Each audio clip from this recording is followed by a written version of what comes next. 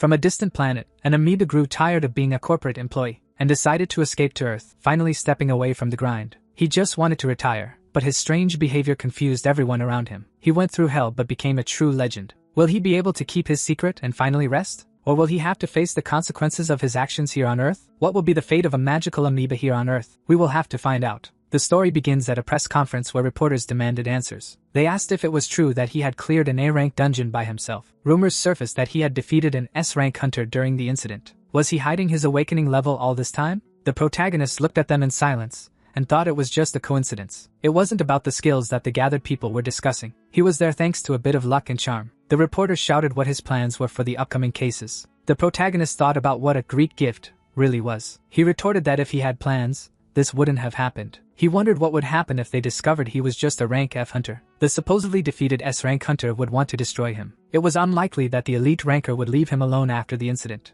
They might even cast a curse on him. That was a true disaster. During a live broadcast, the protagonist declared that he didn't want to answer. The comments questioned whether he had really refused to answer the question. Some of them said he had a foolish look and a Babylonian attitude. Had they found a difficult genius hunter? At that moment, the journalist shouted if he was manipulating the association. With his head down, he thought no matter what he said, the headlines would dictate tomorrow. If he didn't clarify the situation, he risked dying as a hunter. The reporters approached the hunter. The protagonist said in a grim tone, calling them kids. They stared at him in surprise, demanding those words. The protagonist thought it didn't matter. In any case, he wouldn't last much longer on that decaying planet. As his face was blinded by the camera flashes, he thought about when everything went wrong. It all started with his resignation. In fact, he wasn't a resident of that planet. On a planet with highly developed magic, he held the role of a high mage. However, at some point, a thought crossed his mind. He wanted to resign. He could no longer stand being a corporate employee. His job was public, so even hard work wasn't well compensated.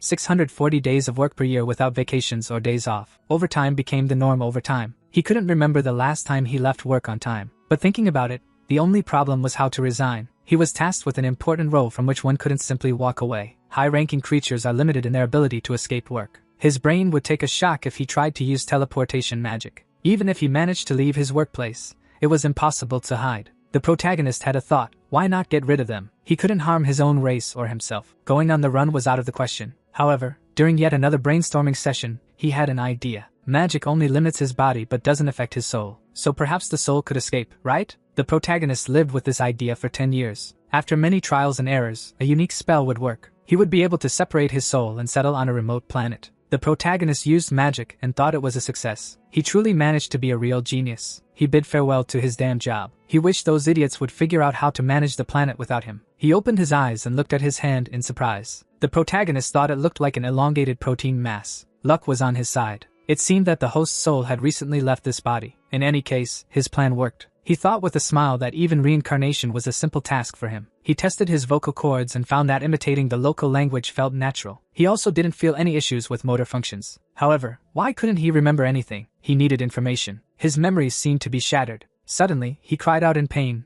clutching his neck with his hand. Where did the sudden pain in his stomach come from? The protagonist asked with difficulty. Something went wrong. He saw fragments of memory and thought that this body had died of hunger. He had set several conditions before using the magic. The first condition was to reincarnate as a creature with the greatest magical power on the planet. If this condition were met, then the object should also possess the greatest intelligence. He thought while holding his stomach and sneaking around in search of food. No matter how much he searched, he never found any. In the streets of the city, he wondered what kind of planet this was that had no food. In this way, that body was going back to the American stores. At that moment, he spotted a little cockroach, and it didn't have 7 layers of frills. He grabbed an insect and said with his mouth open that he was grateful for the food. Suddenly, the protagonist noticed the boy and thought he was a creature of his kind. He seemed to be a young specimen and had something in his mouth. The protagonist threw the insect away and said it was clearly food. It looked very appetizing, and with his face changing, he wondered if he should take it by force. He decided to follow him, and ironically, a sign appeared reporting suspicious activity. The boy turned around and thought that this was a very suspicious man. He decided to run away from him, and the protagonist shouted while running that he should wait for him. In an alley of the city, he looked around and thought he had escaped. The protagonist saw pots with plants and asked what they were. He realized they were not edible plants. It's still better than stealing someone else's food. He was about to eat when he heard a noise coming from the alley. The protagonist averted his confused gaze, and the sound grew louder. That was definitely a scream. He better check what happened there. The boy looked up in great fear. While his legs trembled, what was in front of him was a monster. The monster advanced towards him, and the student screamed and began to run from that being. After a while, the monster's beak grabbed the student's backpack. The boy fell to the ground screaming and dodged the monster's strike at the last moment. The monster tried to reach him by opening its beak. He shouted that he needed help. The protagonist thought while looking at the monster that this is a feathered creature. This monster is the size of an entire house, as he found while walking down the street. The protagonist asked, confused, what was wrong with their civilization. He encountered many things that didn't make sense but even thought it might be better this way. Remembering the chicken mascot, this enormous creature was associated with food. It seemed he could even vaguely taste it. A wild animal is a suitable prey. It wouldn't be difficult for a great wizard to kill this monster. Once he adapts to the local magic, conquering such a small planet will be easy. The protagonist thought, feeling the mana, and wondered if it was magic. The energy is incredibly powerful. It seems to permeate every cell of his body. That was definitely local magic. Our hero fell to the ground and said that this mana was too much. Comparing the magic to that of his planet, it was considered a full bucket, while here it was a pool. The protagonist shouted, holding his head with his hand, this is his dazzling future. With so much magic, nothing is impossible for him. The boy shouted that he was asking for help. The protagonist thought about how he could ask for help if he wasn't the tough guy of magic. He said he would help him on one condition. He wanted what the boy had in his hand. He asked, surprised, if he was serious. The monster behind him began to free itself from the wire trap. He screamed in fear that he agreed to give it to him. The protagonist said he should stay behind him. He thought that since he was from the magical elite responsible for the planet's defense, he would finish it off quickly. He extended his hands and concentrated all his power,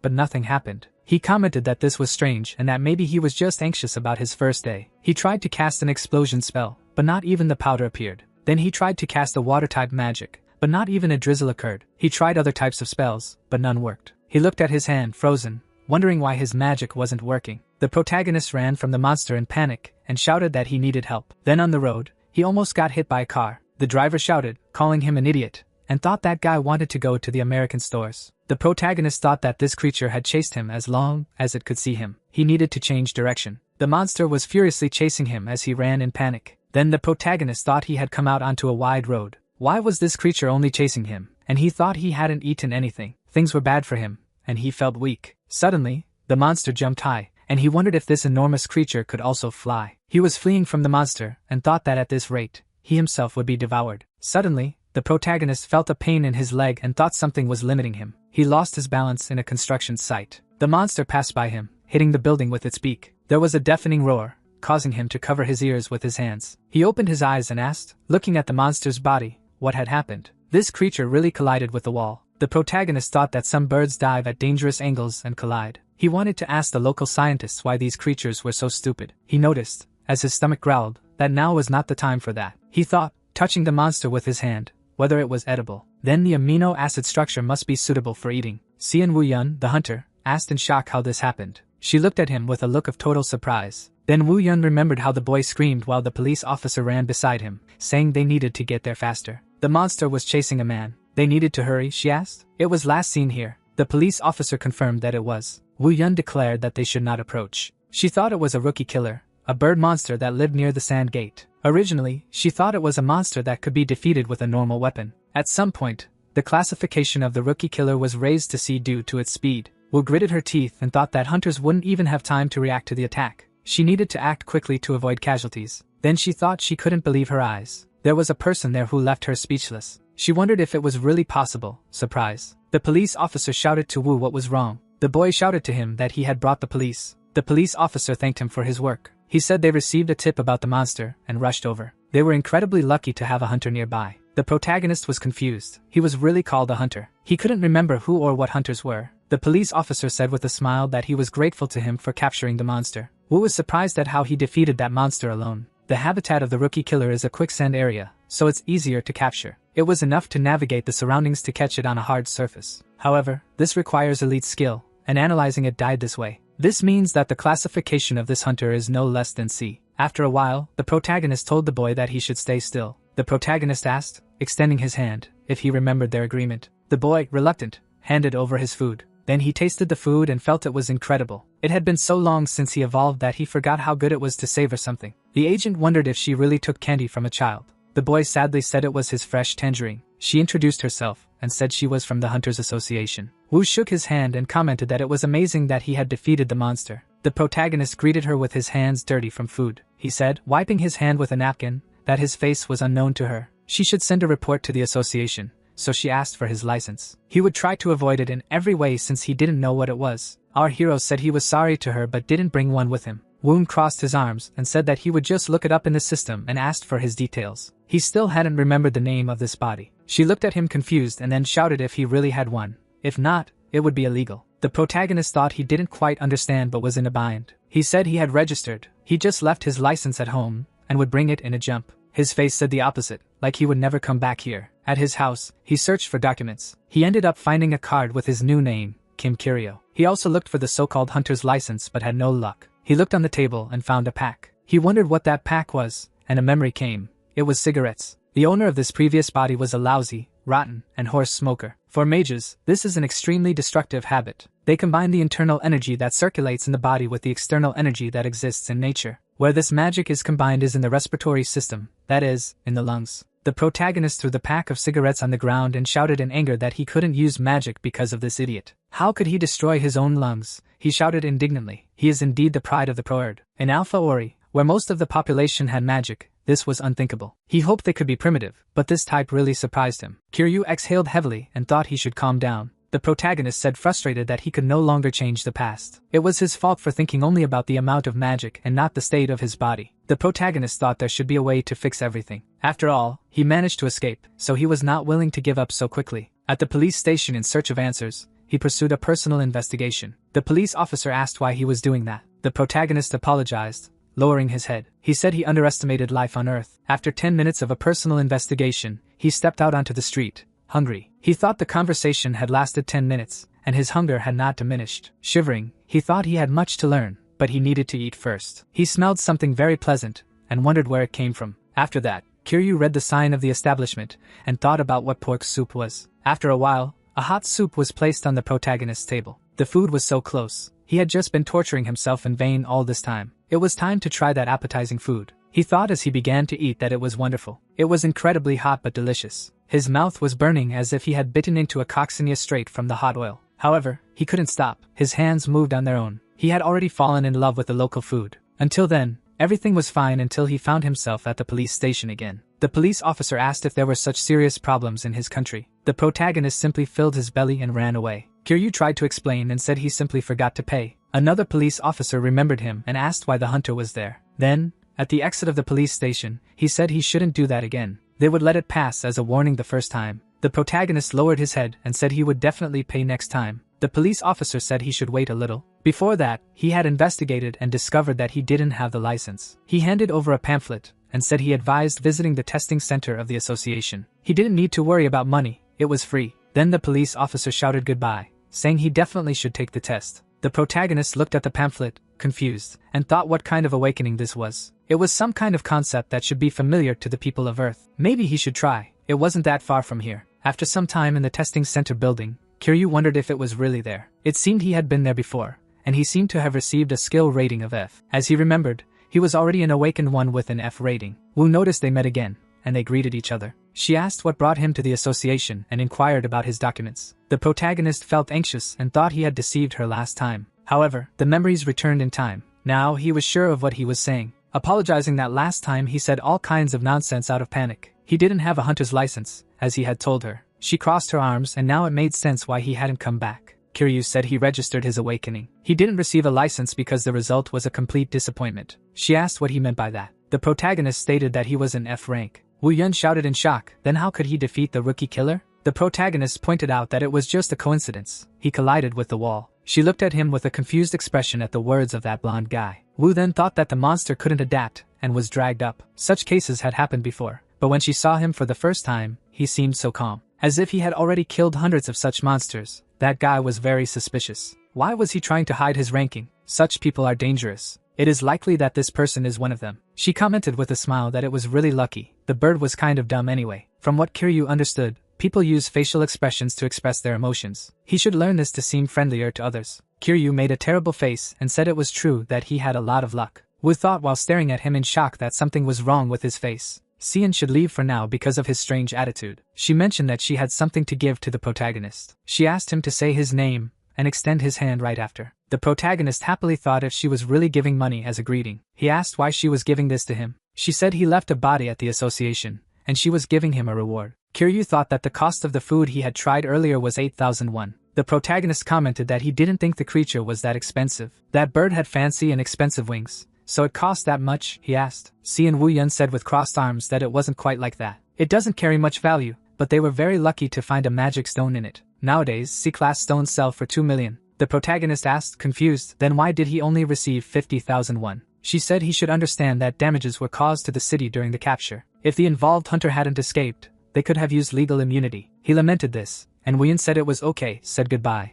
and left. Later, Kiryu squeezed the note in his hand and thought that this meant he lost 2 million. In its normal state, the monster wouldn't be more dangerous than an insect. The protagonist looked at the note and thought about how much money just for a monster's body. That's 75 bowls of soup. Money is necessary to survive, and he came to Earth in search of a happy life. It turns out he must earn as much money as possible. So it's time to become a hunter. Our little amoeba was determined. The protagonist considered his future until lunch to be bleak. The owner of the body is a beggar who must spend his savings on a bowl of soup. However, everything changed. Now Kiryu knows that hunters make good money. Kiryu thought this meant he would eat the best he could magic. Although his magical power isn't working now, he must find enough monsters. The protagonist heard a resident and wondered which portal they were talking about. People were surprised and said it was the first time they had seen one in real life. Portals are always so large that they are places where hunting occurs. They are divided into rankings depending on the density of magical power. Along with this, the power of the monsters inside also increases. The protagonist looked at the door and thought it was some kind of unusual mana sample. He should check if monsters live there, thought the protagonist. Kiryu looked around and thought that in front of such a crowd of people, he wouldn't be able to enter. Kiryu wondered if there really was another portal nearby. The protagonist followed the magical power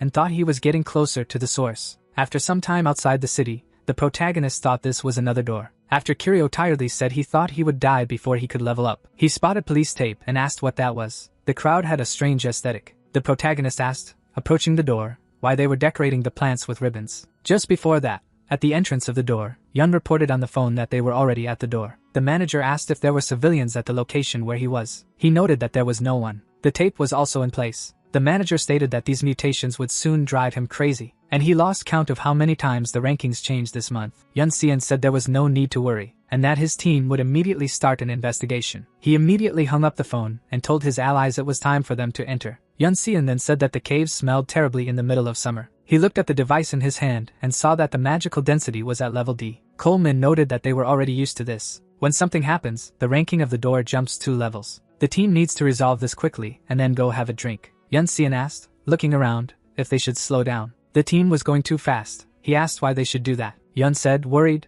that they should be careful and very cautious at that moment. Coleman patted his head and asked why he was so scared. Their team included Yun Xian himself, who was an A-class hunter. At that moment, Yun Xian was startled to see a golem behind his ally. Inside the dungeon, the protagonist felt a very strange vibe. He thought he had delved deep enough into this cave and had seen nothing. Suddenly, he felt a magical power that seemed to belong to a person. Then someone else entered through the gate and saw that it was a monster. At that moment, the golem struck ally Choi with its blow. Yun Xian froze in horror, looking at his ally's body. The swordsman asked in horror if he had been killed with one blow. The sorceress said fearfully that this couldn't be. Yun shouted that they needed to calm down and couldn't panic. If they didn't recover, they would all die there just like their ally. The two shouted that there was danger behind him. Yun Xian blocked the golem's strike, but the creature attacked. He used his skills to strengthen his magical shield. Yun jumped and delivered a powerful blow to the golem while the protagonist watched. He emphasized his defense, but a rank is still a strong hunter. The sorceress said he did well even against such a huge creature. He said they needed to take their ally's body, and then they would return. Suddenly, the golem rose and grabbed Yun with its stone hand, then pinned him to the ground. The golem tested the hunter's body in every possible way and then threw him aside. The swordsman shouted his name, and the creature attacked, but he blocked its strike with his sword. In the next moment, he was surprised to think that his sword had broken. The golem hit him with all its strength, sending him flying against the opposite wall of the cave. The sorceress looked horrified at her ally, who showed no signs of life. The enormous stone creature was in front of her. The sorceress screamed in fear as the golem was about to attack. Yun Xian protected her with his shield, trying to hold back his opponent. He ordered her to use binding magic now, or they wouldn't get out of there. He shouted for her to hurry and cast the spell quickly. Yun Xian turned and saw the sorceress running away. He was pleading for her not to flee at that moment. At that instant, the golem knocked him down with its strike. Before losing consciousness, he thought that betrayal had caused an emptiness. He saw his whole life flash before his eyes, like the day he gained the A ability. How he had been bombarded with invitations from great guilds. He met good people, formed a team, and achieved good results. Everything was going well for him, but that was over. The protagonist threw a stone at the golem,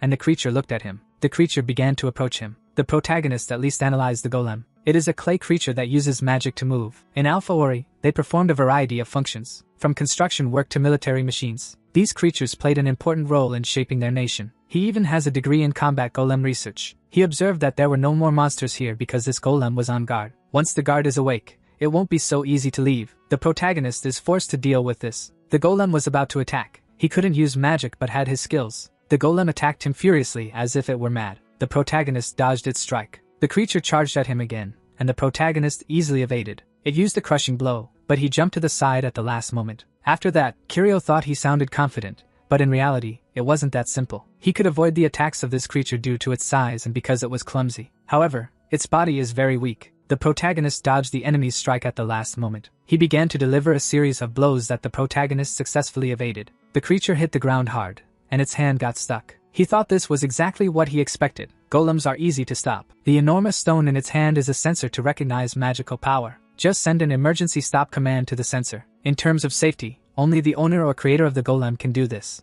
Kiryu used magic and thought that since it was very old, he could easily dismantle it. Fallen on the ground while climbing this creature, he hadn't completely shut it down. To shut it down, one must reach the core on its back, and the core needs to be removed. He didn't want to do this without tools but opened the back panel and ripped out its core. Yun tried to get up and remembered when his mother asked if he understood the risks. At that moment, he smiled and told her not to worry about him. It may not look so cool on the outside, but he is an A-level hunter. His mother said that this doesn't account for the dangers hunters face. The woman wants to respect his choice but is still worried. Yun Xian took his mother's hands and declared that he would become a famous hunter. He promised that he would definitely succeed. She needed to believe in him at least this time and left. His mother smiled and said he should be careful at work. He opened his eyes and looked at the defeated golem, surprised by the scene. How could a human be here? Could he be the one who defeated the golem? He threw the golem's core on the ground, and Yun Xian thought he was approaching it. The hunter still couldn't move normally. The protagonist stood by his side and asked, extending his hand if he needed help. After a while in a multi-story building,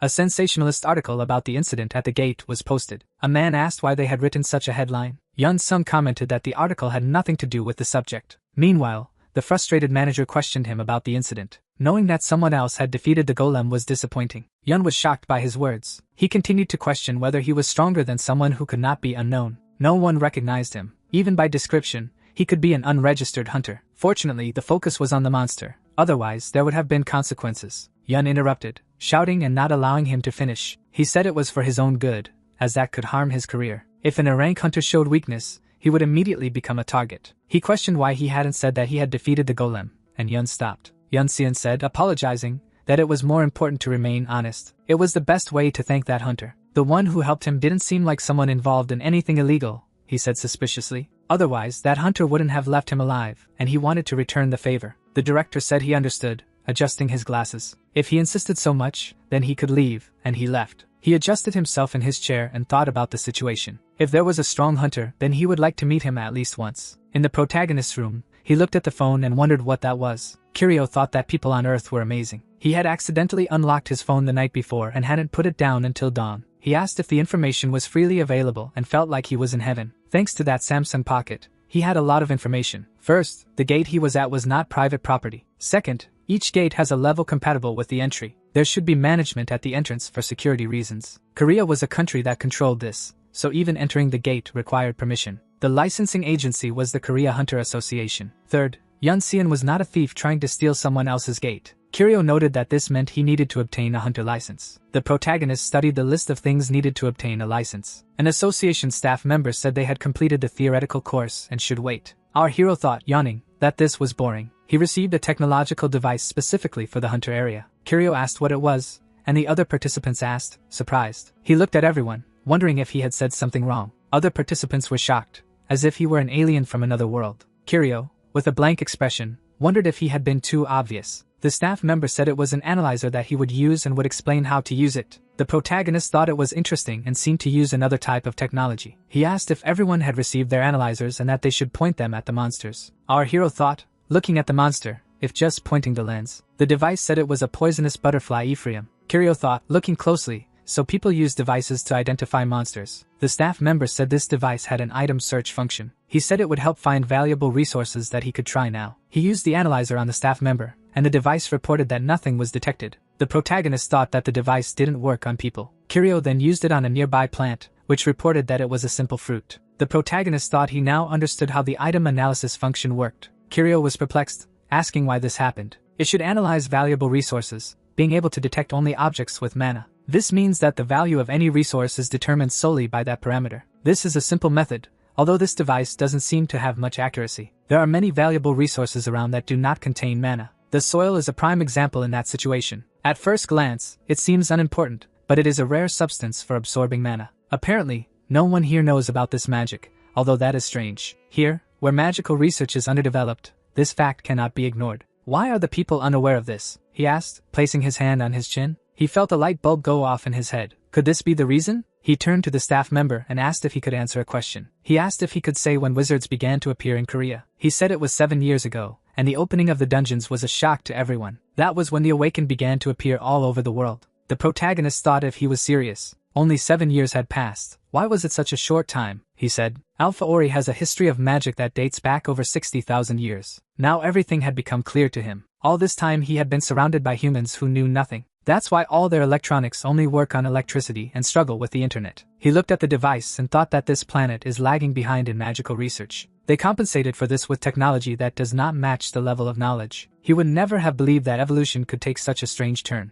Kiryu thought as he picked up the soil in his hand. In any case, he could use an absorber that no one knows about. They went to a quieter place. The hunter wanted to repay and asked if there was any way to do so. He had been feeling restless about his disappearance since he saved his life. Kiryu thought he was just running away to avoid being caught by the police, but it would be a waste to refuse the help of an A rank. He took out his phone and told him he had an idea, which made the guy very happy. He pointed to a spot on the map and asked if he could go to the gate with him, and he agreed. The tense atmosphere saw the thoughtful expression on his face and asked what was wrong. The protagonist suggested that he speed up a bit. As they walked, the hunter kept looking at him and thought he couldn't believe it. He thought how could such an incredible hunter be F rank? He agreed and said it was a great honor to enter the gate with such a hunter. He said it would be a simple monster hunt, and he asked if he could learn something. Realizing he had high expectations, Kiryu sighed. Our protagonist said there was a misunderstanding and that he would like to clarify. The guy didn't understand what he was talking about. At that moment, he showed his license, saying that his skill was F rank. The hunter was shocked and couldn't believe what he was seeing. He could take him as his charge,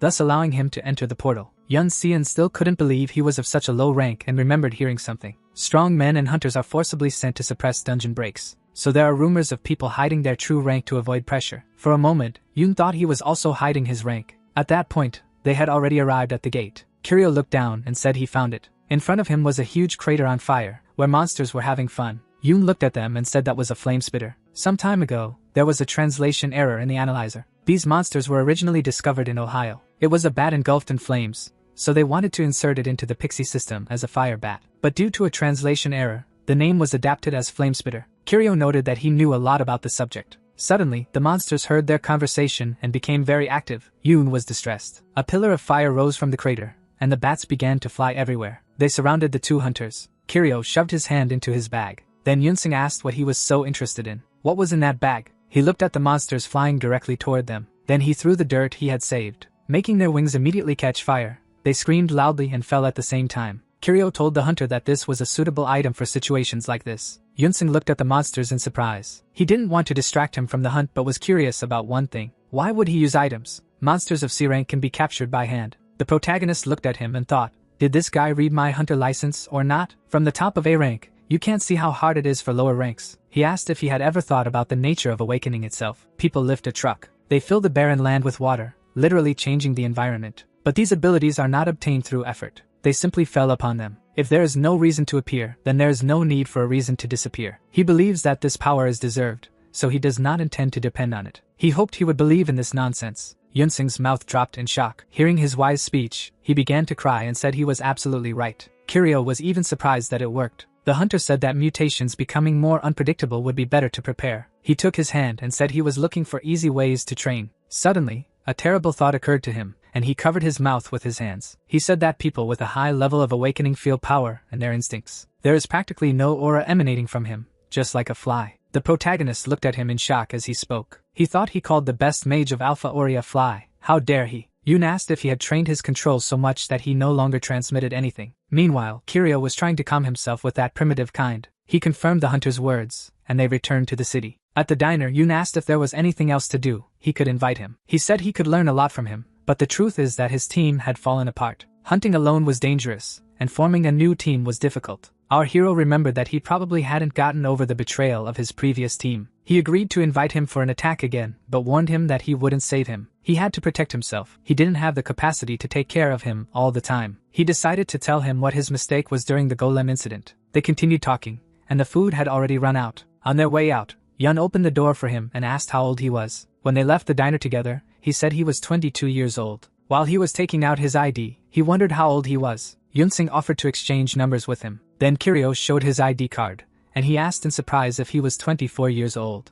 Just a 2-year difference left him shocked. He seemed so calm and mature that he thought he was much older. His question made him think about his stay in this world. He had no memories of his studies. There were no contacts on the phone. Who was the owner of this body, and what was his life like? That same night, a hunter was relaxing at home. He was sitting on the couch watching TV, which was currently showing the news. The Hunter Association said it couldn't explain the increase in cases. Even high-level evaluators couldn't determine the cause of this phenomenon. For this reason, citizens' concerns are starting to grow. Time passed yesterday. While eating, Kiryu received a call from Yoon asking him to see something cool. He had a priority pass for the new gate. The protagonist was happy, although he didn't show it. In Korea, the new gate is only open for the research team, and today is the day of the opening for the public, which even had a rumor of a new plant. Who knows, maybe it's the key to restoring his magic. He could be close to the entrance, so he would just take a look and leave. They stopped nearby and saw the portal. He noticed there were many people. Yoon explained that they were more spectators while a group of people headed towards them. Suddenly, a loud sound was heard from a red sports car. Our hero looked in the direction of the noise. A luxurious red sports car stopped near them.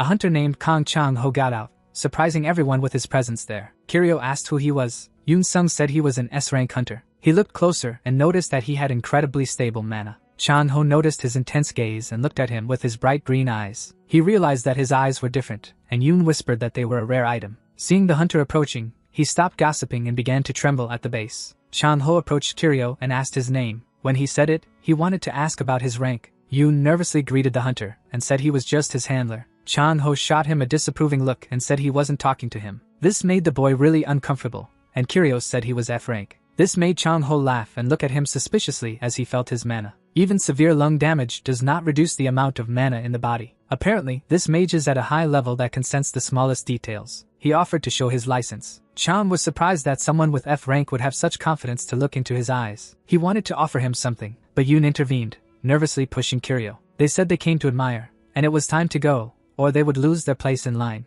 After giving one last look at Chang-ho, he followed the boy. Yoon asked if he really didn't know who he was, saying he came from far away. The boy said he didn't have the best reputation, and he was curious about why. He recounted that he had a history of aggression. No one wants to enter the portal with a criminal, and his current rumors were terrible. Kiryu was curious about what happened and mentioned that he had a cousin. She entered the same gate as Chang-ho and was attacked by him. From what he heard, he loves to challenge strong awakeners. He covered his mouth to disguise his smile. After all, his friend was trying to protect him. He agreed to skip a day and suggested they look at the new plant tomorrow. Then suddenly, an idea came to mind. He stopped Yoon and asked about the dragon eyes, if they could be exchanged. He said that originally it was a small sphere he thinks he absorbed to use. Kiryu asked if it had dragon lungs and he decided to check. He pulled up information about it, and said it wasn't for sale right now but that it appears there. Kiryu looked at his phone and asked what the price was. He looked up the price of the lungs and found out it was 2.6 billion. The blonde guy remained quite calm about it. While in the taxi, he decided to read about Chang-ho. He couldn't believe that psychopaths like that could walk the streets without problems. He wondered if maybe he should ignore it. Suddenly, a noise from an engine was heard behind them.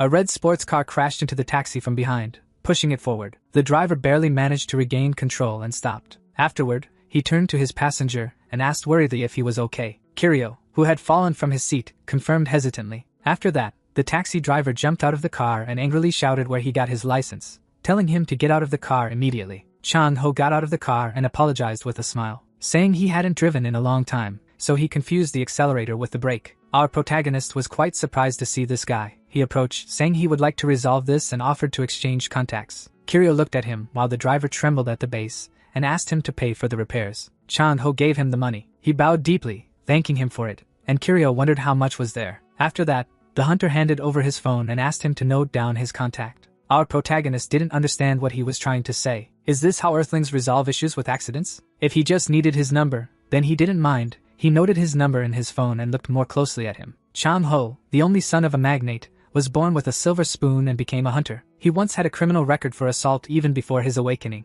Everyone thought that with so much money he would find a good lawyer and avoid prison. But in the end, he ended up behind bars. There were many accounts testifying that he assaulted other people. But the biggest scandal was that his parents died during a dungeon break. He sold all the shares of his company right after that incident. People started spreading rumors because they didn't know when his awakening was. Some believed he killed his own parents for money, but it was never proven. Chan said it was strange for someone like him to waste time working as a manager. He went back to his car and sat down, saying he could offer a better job. He looked directly into his eyes and asked if he was interested. Although he didn't show interest, he said he didn't mind hearing him out. Chang-ho offered him a job where he would receive 80% of the profits and items from the gate. Kiryu was surprised and thought, what kind of absurd conditions are these? Is he serious? The S-rank hunter could definitely notice Kiryu's enormous mana reserves. It's likely that the potential of this body exceeds even that of an S-rank. When he gains the ability to use magic again, this planet will be under his control. He crossed his arms and said he would hardly be able to enter an S-rank gate. He didn't let him finish and said that considering his level, he would never take him there. This left him confused, and he asked if he hadn't approached because of his awakening. Chang-ho raised an eyebrow, confused, not understanding what he meant. In other words, he would become his sponsor. He apologized,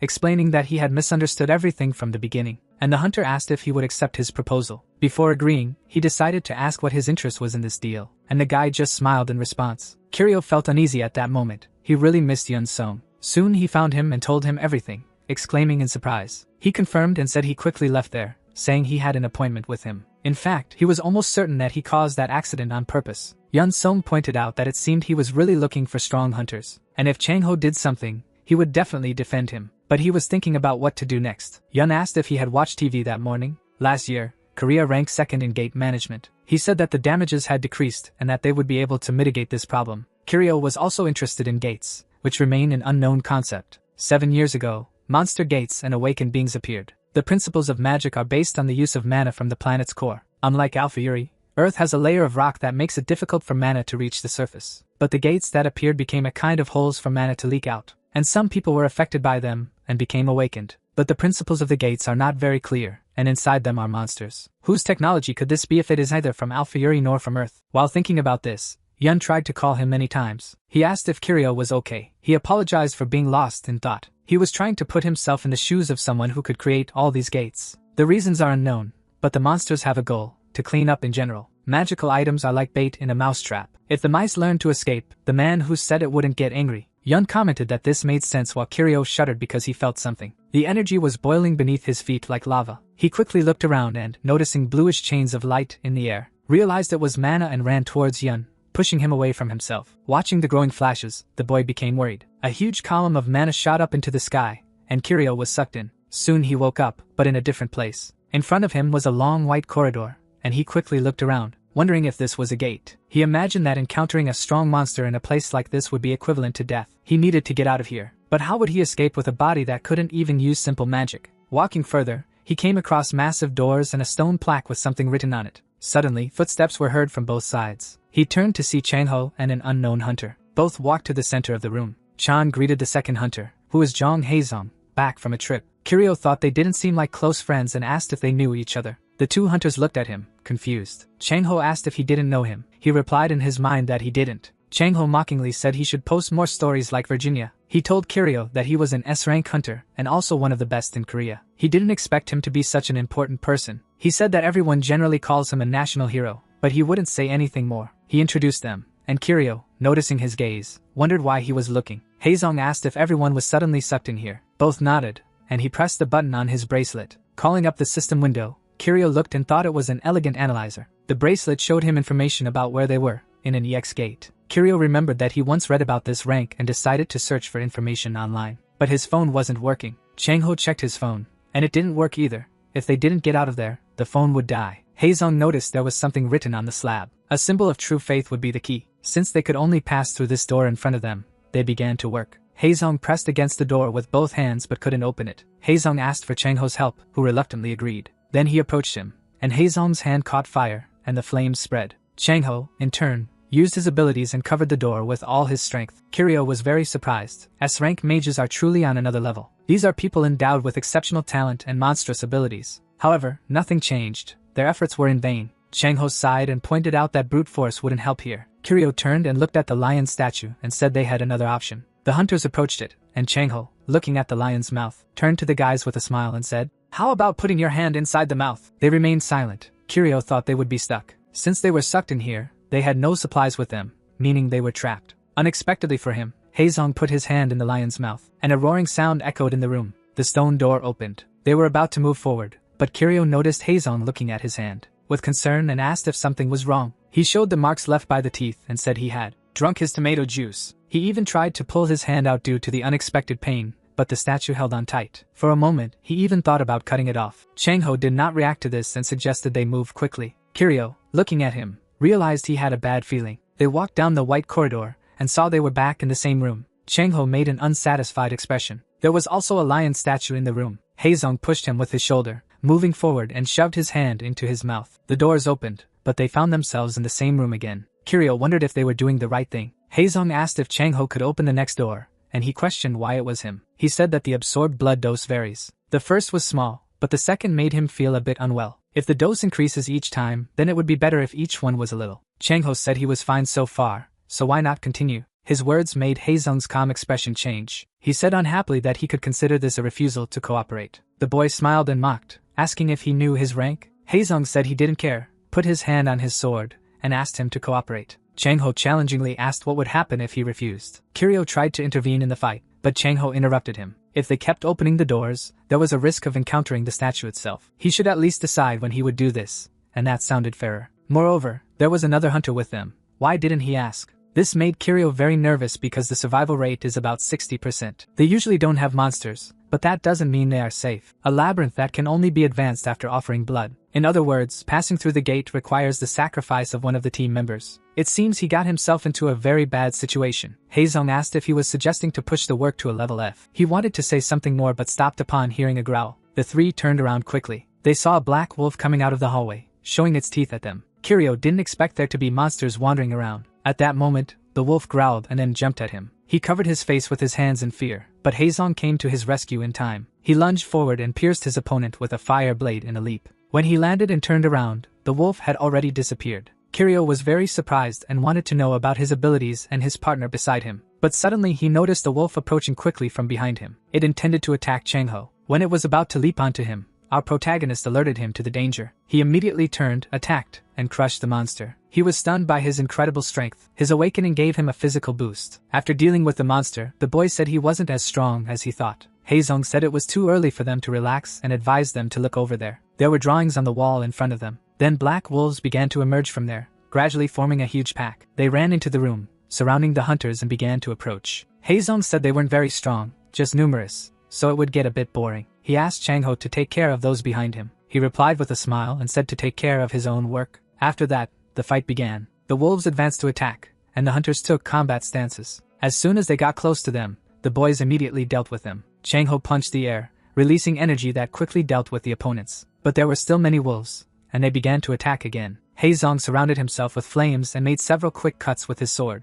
Kiryu watched him, mouth agape. Now he understood what the ranks were. Meanwhile, Haezong was already starting to get tired. There were more wolves than he thought, and due to blood loss, he felt weak. He wouldn't last much longer. He looked at the statue and noticed its eyes were glowing. And then an idea occurred to him. While he thought about it, a wolf jumped at him from behind and destroyed the enemy. He had realized what was happening there. While he thought about his idea, they realized they still had many around. After watching their fight, Kiryu began to understand the power of the ranks. Finally, they dealt with all the opponents in an instant. Maybe when he returns, his magic won't be so easy to govern the earth. Haezong called the two and told them to look at the lion. Its eyes were shining. There is a time limit, and if you don't give your blood in time, monsters appear. At that moment, a wolf appeared on the wall behind him. Kiryu, realizing it, wanted to attack the hunter. He called his attention with concern while the wolf was already on top of him. He immediately reacted, piercing the beast's throat with a fire sword. Changho asked if that meant they had a limit. A huge pack of monsters came running directly toward Kiryu. Noticing this, Haezong ran to defend him. Changho turned and ran towards the statue. While his colleague dealt with the monsters, he reached the statue and placed his hand on it. As soon as he began to absorb its blood, all the monsters immediately evaporated. Kiryu thought that he didn't want to help while Chang asked who would be next. Haezong replied that they would do it in turns. They didn't know if a Frank's body could withstand this. Because of his words, he understood why he was called a national hero. Due to his F level, he spares and protects him because he fears he won't endure it. He even felt a bit of guilt. They walked to the next room, but Haezong was visibly weak. His breathing was heavy, and cold sweat was running down his body. When he held his head, Kiryu asked worriedly if he was okay. He said he was fine and that they were almost at the exit. Kiryu noticed worriedly that his face was even paler. Fortunately, it was Changho's turn. Just when he thought that, Changho suggested they stop for a minute. They had no guarantee that the exit would be behind those doors, so why not backtrack and search more? Haezong exclaimed with discontent that he thought he was stalling. The standard scenario for the EX gate is to meet all the conditions, and he knows that. He shouted if he was planning to attack him during the battle like he did with Choi Jin. He remained silent, and the boy ordered him to stop stalling and open the doors. Chang said he would open the door and that he needed to relax a bit because he was too tense. He said he was misunderstanding everything. What happened to her was an accident. He is not a psychopath who blindly attacks his companions. He placed his hand on the statue and said he knew it was hard to trust him. With his arm on the statue, he asked him to think and that he would do it for someone else. Kiryu noticed that he seemed more reasonable than he thought. Could it be that Fofocalizando got the gossip wrong? He wondered. Changho felt uneasy with so much tomato juice that came out and tried to pull his hand away. As soon as he did that, Haezong asked worriedly if he was okay. He said not to worry about it, he had brought healing potions. Haezong said to continue. If there was no other way, they would have to find another way. Watching the hunter pull a potion from his bag, he thought they should support him. His thoughts silenced when he saw Changho smashing the potion on his head. He immediately passed out and fell to the ground. Changho was surprised to see that it worked even on an S rank. Our hero looked at him in shock and asked what the hell he was doing. The crazy one asked if he had ever heard of the Iron Maiden Gate. You can only save yourself after sacrificing a hunter. Kiryu was shocked to realize that he wanted to sacrifice Haezong.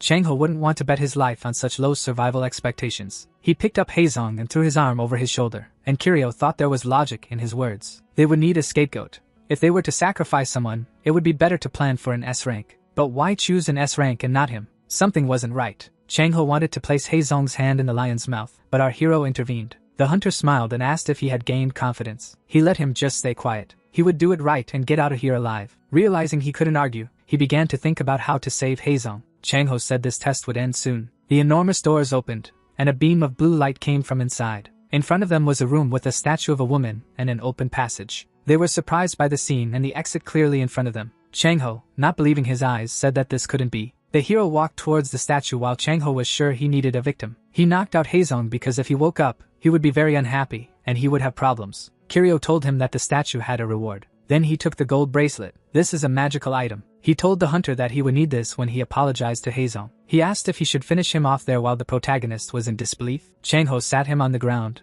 saying that attacking the best hunter in the country wasn't that easy. He looked, saying that the body would disappear along with the dungeon. But what about the witnesses? He didn't think Kiryu had a reason to stay quiet about the murder. He nervously began to ask if he would drag him there too. He explained why he would do that instead of asking for a favor. He placed his hand on his shoulder and asked if he could take the blame for the situation. Changho has an unusual vision, but this is due to the dragon eyes. These eyes have many functions, one of them being the ability to measure the level of awakening. With such eyes, he could see any detail up to the moment he met Kiryu. He looked closely at him and wondered if there was something wrong with his eyes. Kiryu was exuding a strange energy, something he had never seen before. The amount wasn't very large, but perhaps this guy had obtained a skill. He approached him and asked his name and rank, thinking he was a liar. If he were an ordinary F rank, he would never be able to look him in the eyes. To ordinary people or low-level awakened ones, they were like enormous beasts. Even a simple trip to the market became a test for him. The fact that Hunter Kiryu was an F rank was absurd, so he decided to provoke him. Whether it was a sudden accident or an offer, his face never showed emotion. This indifference seemed extremely pleasant to him. At that moment, he asked him to say that he was the one who knocked out Haseo. He couldn't prove anything, even if he remembered something. All he needed to say was that there had been a conflict between the hunters. This made him wonder what would happen if he refused, and the guy told him he would take him to the depths then. He looked closely at him and thought that, to be honest, he could resolve all the problems right there. But he wondered what kind of abilities he was hiding. He would definitely react to such a stupid threat. But when Kiryu agreed so easily, he was very surprised. He confirmed this with confusion and wondered why he agreed so easily. There was no fear on his face. It didn't seem like he was scared of his threat. He was trying to avoid conflicts. As Kiryu understood everything, he suggested they leave that dungeon. Both headed for the exit, and he was happy to have survived there. They finally emerged, and Kiryu was immediately dazzled by the sunlight. In front of them, behind the fences, was a huge crowd of curious onlookers and reporters. They were very excited to finally see the hunter who came out of the third exit. The reporters asked him to look at the camera and began to ask various questions. One of them rushed forward, asking how many hunters were inside.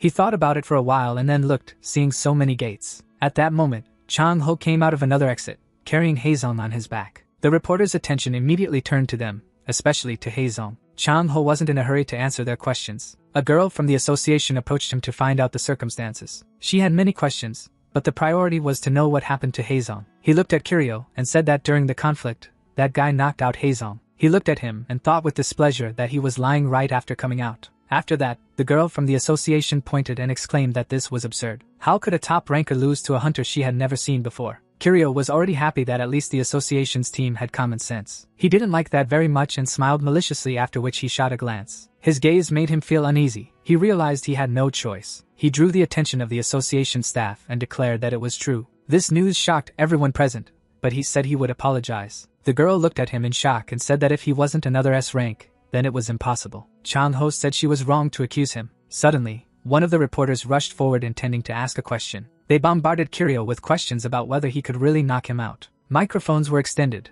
and he replied that he was forced to do it. Haezong woke up, and the news he saw left him very irritated. Yun Song invites the protagonist to dinner. Although they had excluded the news, he had seen it and wanted to know the truth. Yun asks if he really knocked out John Haezong. The protagonist brings food to his mouth, preparing to respond. He says it was more or less what happened, and Yun is shocked. Yun asks about Rank X, if he was okay in general. When he finishes speaking, the protagonist's phone rings. He answers the phone and feels the meal lose its taste, because the caller is none other than Haezong. He responds politely while gesturing for his friend to eat without him. He then steps away to take the call, leaving Yun sitting alone. Our hero wonders how to apologize. The purpose of Haezong's call is simple, to know what happened at that portal. The incident happened very quickly, and he only remembered flashes. He suspects it was Chang Ho who attacked him, but he's not sure. He only remembers the blow and a memory of the protagonist's cold eyes. Now he asks the protagonist to explain, and our hero starts to feel chills. He should simply confess that Chang Ho threatened him to take the blame. He was confused by all the news. Should he say that he was manipulated? Remembering that Haezong is called a national hero for being the greatest in exploring portals. What guarantees that this workaholic will protect him from Chang Ho? He takes responsibility and apologizes for what happened. He explains that he was worried he was trying too hard. As an apology, he will give him the reward from the dungeon. This simple statement makes Haezong's veins bulge. Haezong exclaims that he could have just talked to him and not left him unconscious. By becoming unconscious in a place that requires a sacrifice, he wouldn't have good intentions. John concludes that he knows Chang Ho and his intentions and asks if he is included in this. He asks if he is really an F-rank hunter, and Kiryu falls silent. Our hero tries to convince him that he had special circumstances, but John interrupts him. Finally, John looks out the window and says he will keep an eye on him. Without waiting for the protagonist to explain further, he hangs up the phone. John apologizes to his assistant, who has been waiting nearby for some time. She then hands over all the information he requested. She explained that the association had taken the news off the air. However, many people had already read it and were commenting on it. The assistant suggests that he ignore those comments. Now the whole world knows about the hunters, and this leaves them worried. He also investigated the protagonist's identity. He is only an F rank. John thought so too, but if that were the case, why did Chang Ho let him live? There would be no need to threaten him to take the blame, but he could feel that his eyes were not of this world. Since his awakening, he had never felt that sensation. He has reasons to suspect that the other's ranking is false. He asks his assistant to contact the association to redo this test. The abilities used by the awakened are collectively called abilities. One learns at least one ability at the moment of awakening, plus magic. However, on this planet, one can only use one type of magic, the one they awakened with. Their only way to use another elemental magic is to spend skill stones. But for the protagonist, it is different. He has already reset all types of magic before reincarnating. As long as the conditions are met, he can use all the magic of Earth. But the pulmonary problems of this body prevent the fusion of mana. To solve this problem, he discovered a method. He wants to use a magic amplifier, and will only use small magic for that. But the spatial gate that contains the necessary materials is controlled by the magic tower. Now the protagonist is outside the magic tower. He is immediately rejected by the staff because he came without an appointment. Our protagonist says he has an appointment, and that he scheduled it. The employee scoffs as if he would let an F rank have that opportunity. However, Yun Song suddenly appears. He had asked for help because of his level. It would be easier to make the meeting. Upon seeing Yun, the previously impatient member transforms, being his fan. The two start chatting excitedly, and Yun explains that he has a scheduled meeting. The protagonist enters the magic tower without problems, and the staff even apologizes for this. They arrive at the reception to confirm the appointment, and the reception has already been notified. They are informed that their representative is on the top floor and are instructed to go up. But when the elevator reaches the 60th floor, the scene before them frightens the two men. The protagonist looks at the scene with cold sweat, and something seems wrong here. They had pressed the button for the 60th floor but arrived at the 2nd floor. The protagonist thought the elevator was broken but heard Yun's explanation. In fact, this was a test from the guild leader. The representative of the magic tower is the guild leader, one of the strongest. Any visitor who wants to see her must go through a maze challenge. Therefore, they would have to find the top floor on their own. Upon hearing this, the protagonist decides to use the stairs. However, it is evident that things are not that simple. After the 2nd floor, what appears is an underground parking lot. It turns out that as soon as you open the door, you are connected to an inexplicable space. The two kept going around and around. The protagonist asks how many people have passed this test. Except for a few high-level teams, not even the staff knows the way. Making visitors go through a maze is truly eccentric, but this maze is very well made. The protagonist is eager to meet the one who created it, as it gives a nostalgic feeling. The two return to the elevator door, and Yun wonders what they should do. The protagonist places his hand on the elevator door to feel it carefully. Even though his current body is useless, there are still things he can do. Feeling a different energy, he tells Yun that he has found the way. Upon hearing this, Yun's eyes widen, and he asks how they will get there. First, the protagonist shows by pressing the elevator button. Then he presses the button for the upper floor from the outside. Finally, he steps back. He waits for the doors to close, gesturing for Yun to do the same. Then the protagonist takes several steps back. Next, he delivers a strong kick to the elevator doors. Under the tremendous force, the doors are broken open, revealing an empty space. Yun, sweating cold, asks why he did that, and the hero jumps. He follows him, and when they reach the ground, they hear a voice. Then they see a young woman with stunning red hair turn around. The woman informs them that they were the fastest to arrive there. She didn't expect them to find the hidden passage, but their luck ends here. From now on, they would be in front of the tower leader Esther. She invites them to sit down, and Yun introduces her to his friend. She comments that she left the challenge at a hard level, and is intrigued by how they solved it. He then introduces himself, and Esther smiles at the protagonist. She has been eager to meet him since they share the same ability. As an outsider, he doesn't understand what she means. He looks confused at his friend beside him,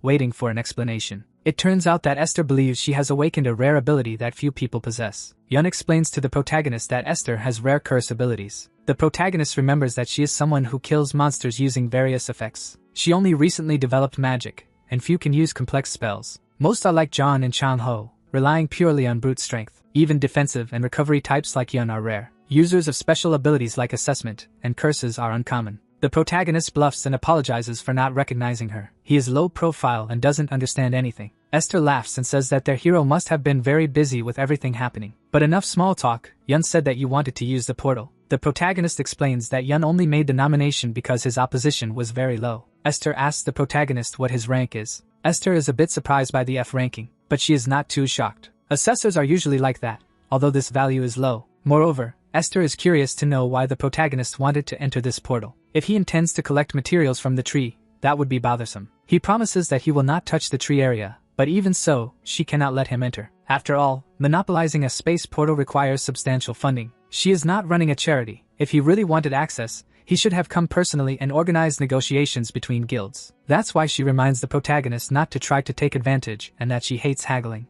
The protagonist feels that he is showing off. It's just a low-level dungeon. They probably don't recognize any of the good resources inside. The hero apologizes and says that he has no guild. Yun interrupts and says that he works alone. He adds that he has never worked as an assessor, and the only one he knows is Yun. This is just a personal request. No guild will benefit from this. He is about to present his conditions. He never expected to enter for free. But before he can finish, Esther suddenly interrupts. The cold and distant Esther now appears excited. Her hair dances with emotion, and she looks at him as if he were her new prey. Her expression makes the protagonist start to sweat cold. He hasn't even offered his conditions. What is happening? Esther concludes that he is an unaffiliated agent and makes a proposal. She asks him to enter the tower, and she would hire him immediately. This space gate is nothing, and I will give it for free if you come. Inside, he is ecstatic about the offer. Yun explains that large guilds like the Magic Tower have a great circulation of crystals. The equipment cannot check the purity of the crystal with the naked eye. To avoid being deceived, they need assessors during transactions. Suddenly, Esther extends her hand and announces a signing bonus of 5 billion. Hearing this, the protagonist is shocked by her generosity and asks what she said. She retorts, asking if he found it little and if the guilds of the two sisters had made another proposal. Meanwhile,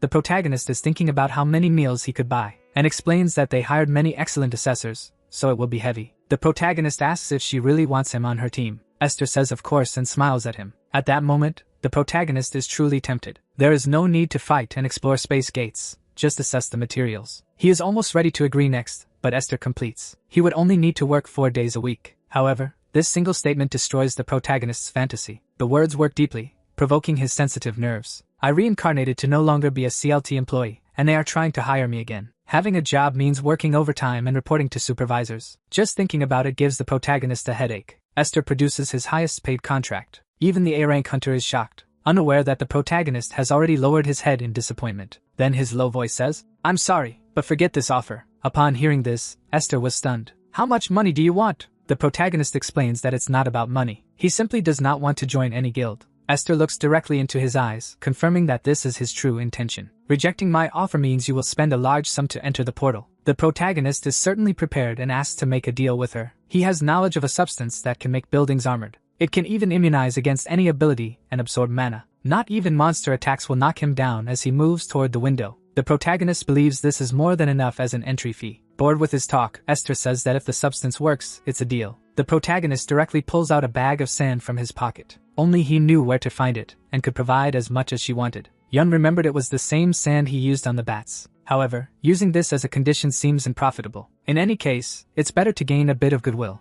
and Esther curiously takes the sand. She asks the protagonist if he made a deal with others to enter this junk. Earlier, she said her space portal was valuable. Now she calls it junk. While they discuss, her assistant enters the room. The protagonist says he considers this a mutual benefit between us. Yun and Kiryu leave, and Esther has her coffee, but her assistant thinks the representative seems a bit unhappy. Esther says it's not unhappiness. She just made a joke with the client. Startled and in mother mode, she says she promised never to do that again. Esther seems unconcerned. It's just a scary curse. The assistant asks what, and she replies that she made him sneeze for 30 seconds. She activated her ability. That man should have sneezed but just looked at her. At that moment, his eyes were filled with intent. Esther was scared, and he definitely noticed. Curses affect the highest rank level from which this man came. The test results of the sand arrive. It really has absorption properties. The assistants speculate that the protagonist wanted to make a good impression. She then asks for the protagonist's profile. She wants to see his complete record. The protagonist is now hunched in a corner, continuously vomiting. He will forever remember this welcome coffee. Before, he had heard it was prepared for guests,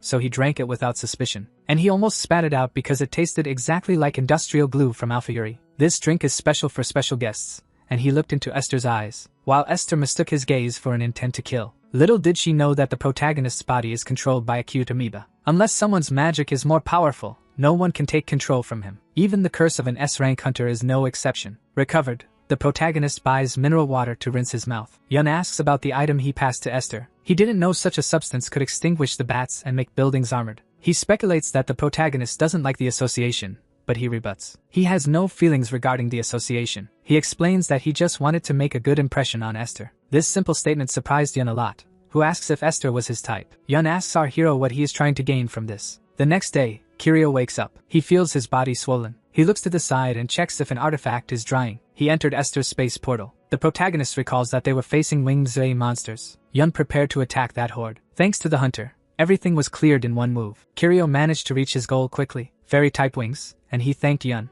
In his apartment, he prepares his ingredients. While checking his plan to reclaim his powers, he hears a noise. He went to the fridge because it was time for his snack. Just as he was about to grab it, he hears a sound coming from the door. Confused, he looks at the door and thinks, "If it's someone from my family, help me, God." Two bearded and strong security guards are outside. Even if it were someone he knew, things would get complicated. An agent greets him while identifying herself as a hunter. She shows her badge and asks if they could talk for a minute. The agent orders him to leave his apartment, and Kiryu asks what brings her there. She first apologizes for not giving notice, but due to regulations, she must act this way. She explains the reason for visiting his residence. They received a report that Kiryu was falsifying his license. Still very confused, she asks him to follow her to retake the test. She asks if he wants to be taken by force, and the security guard's eyes widen. Once again, our hero is going to miss snack time. The security guard drives the car very fast. The reason Cian Wu Yun is taking him like this goes back a few weeks. Since the incident with the rookie killer, she suspected he was committing fraud. She checked his record and indeed saw that he had an F rank. Digging deeper, she saw on the computer that he had only entered one dungeon. For someone who defeated a high-skill monster, something didn't add up. This type of person could be dangerous. What could he do to other hunters? She filled out a suspect document because she couldn't investigate further. After a few days, a rumor surfaced that Kiryu had erased an S-rank hunter. But if even the hero of the homeland suspects him,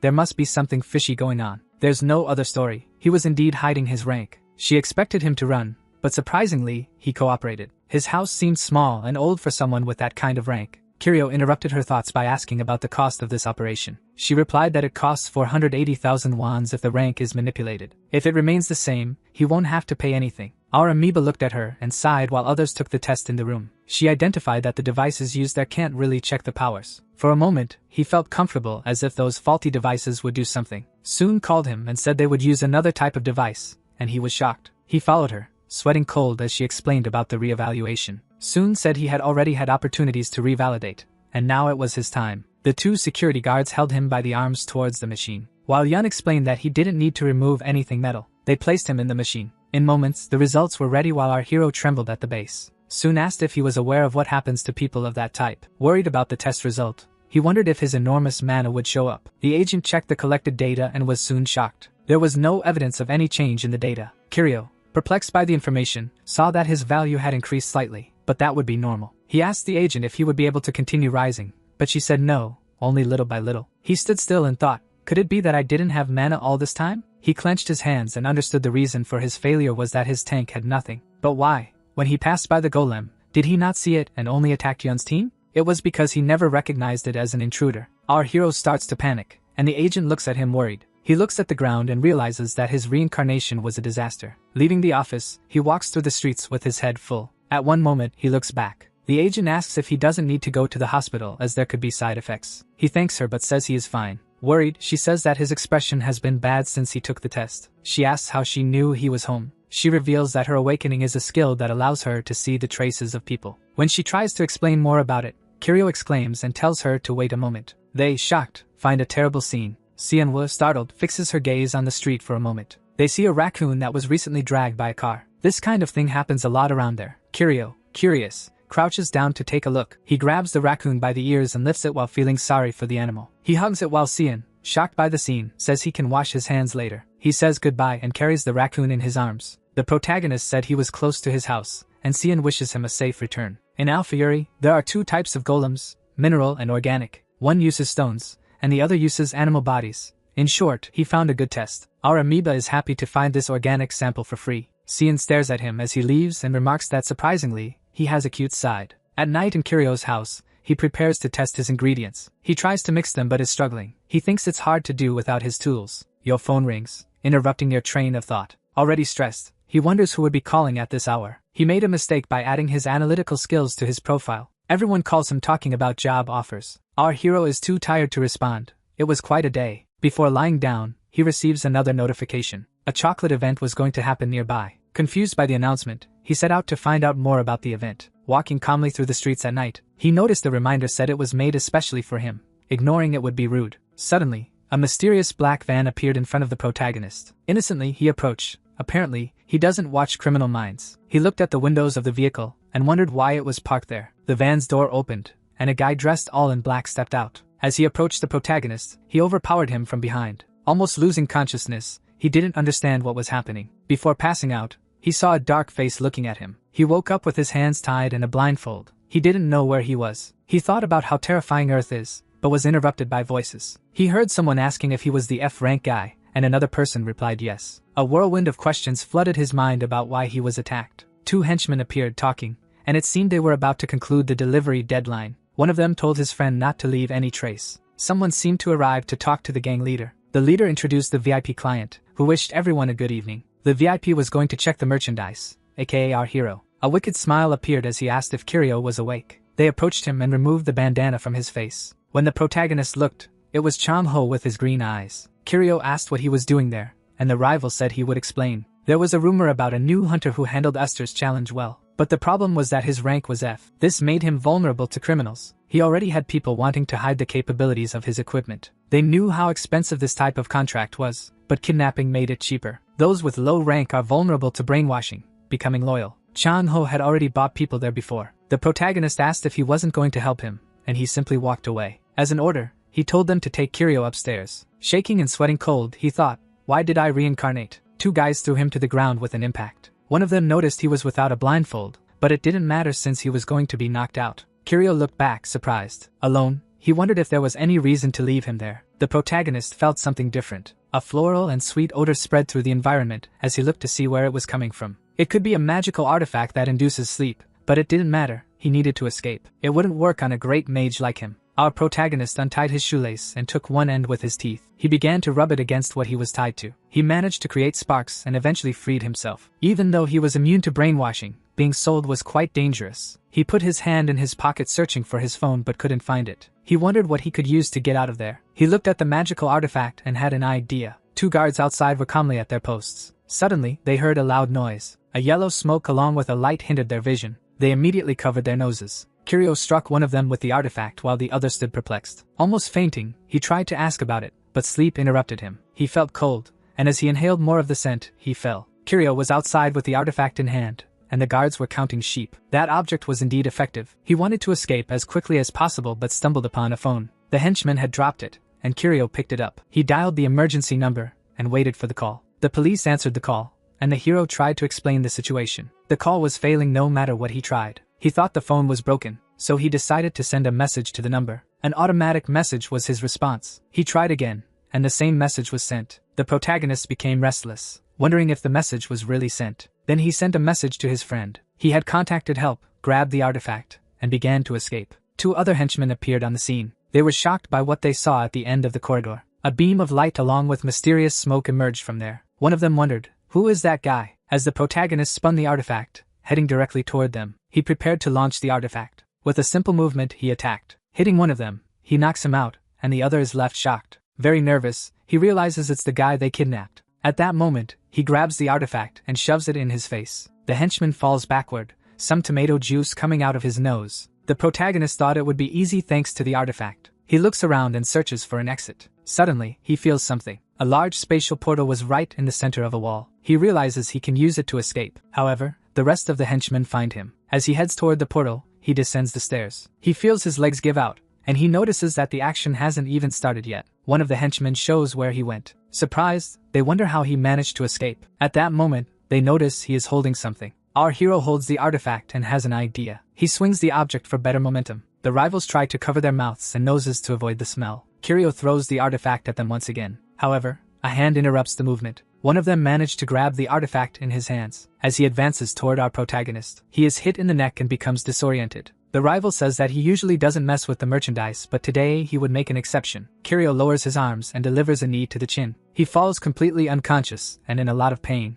Our hero, sitting on the ground, observes the scene. He complains that everything is very difficult while his rival is completely out cold on the ground. At that moment, he notices something inside the artifact. It seemed that the incense was running out. He concluded that from then on, nothing would be easy, but he noticed one of the portals behind him. He could feel the energy of that spatial portal behind him. He walks with great difficulty toward the portal. He puts both hands to open it, and surprisingly it was unlocked. He needed to open it more. He heard voices from the other side. Chan-ho, with a team dressed entirely in black, looks at him in surprise. Perplexed, they wanted to know how he got out of that situation. Our hero was also trying to understand what was happening. He realized that his rival was near the spatial portal. One of the guys in black asks what happened to the people upstairs. They asked if he managed to handle everyone by himself. The protagonist understood the whole situation. The guys in black thought they had used his abilities and not the artifact. Chan-ho watched the whole situation from afar. The gang leader apologizes to the VIP client. He asks for his help and for him to get the F rank hunter, while the boss passed his job to the S rank to be quicker. Chan agrees, especially since they are in the same boat. He approaches while his boss says he will give him a discount. Face to face, he mocks him in front of him. He continues to make fun and asks how about escaping now. He tells the protagonist that it's time to run now. Our hero looks at him and asks if he has ever seen him run. Shocked by his words, he stood still, recalling all the times Kiryu dealt with the situation. Chan-ho asks if this time he isn't going to run.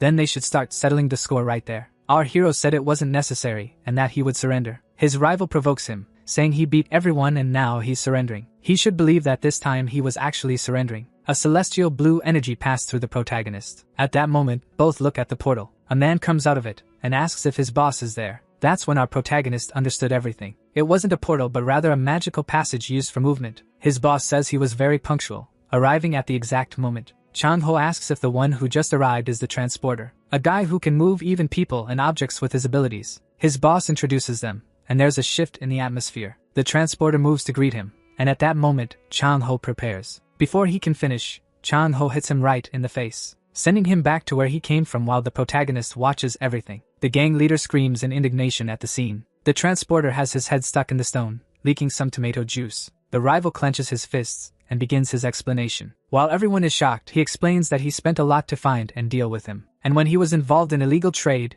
he couldn't care less. Our hero is left with many question marks in his head, just like Nazar Tedesco. But wanting to trade someone in his jurisdiction wouldn't let that slide. One of the allies shouts for the boss to get inside the portal. He is hit by a very strong punch from Chang-ho. Meanwhile, our protagonist realizes that he couldn't defeat him. Originally, the ranks go from A to F, and those with the most power are ranked extra. An explosion is caused by the impact of Chang-ho's punches. The boss trembled and sweated coldly, facing the S rank, begging to be spared. The rival looked at him and asked what kind of stupid suggestion that was. He looked at him while calling him useless. He was trembling at the base, and almost purple due to his fate. At that moment, I heard the scream that would be his. As our protagonist concluded, he definitely did not want to mess with Chang-ho. After finishing his work there, they heard police sirens. There were police cars all over the place. His rival asked, startled, if he called the police, and he said yes. Static and also with tomato juice from others on his face, he was paralyzed. He asked not to involve him because he was just trying to stop this illegal activity. Our blonde retorted that this would be a police problem. The rival explained that if that were the case,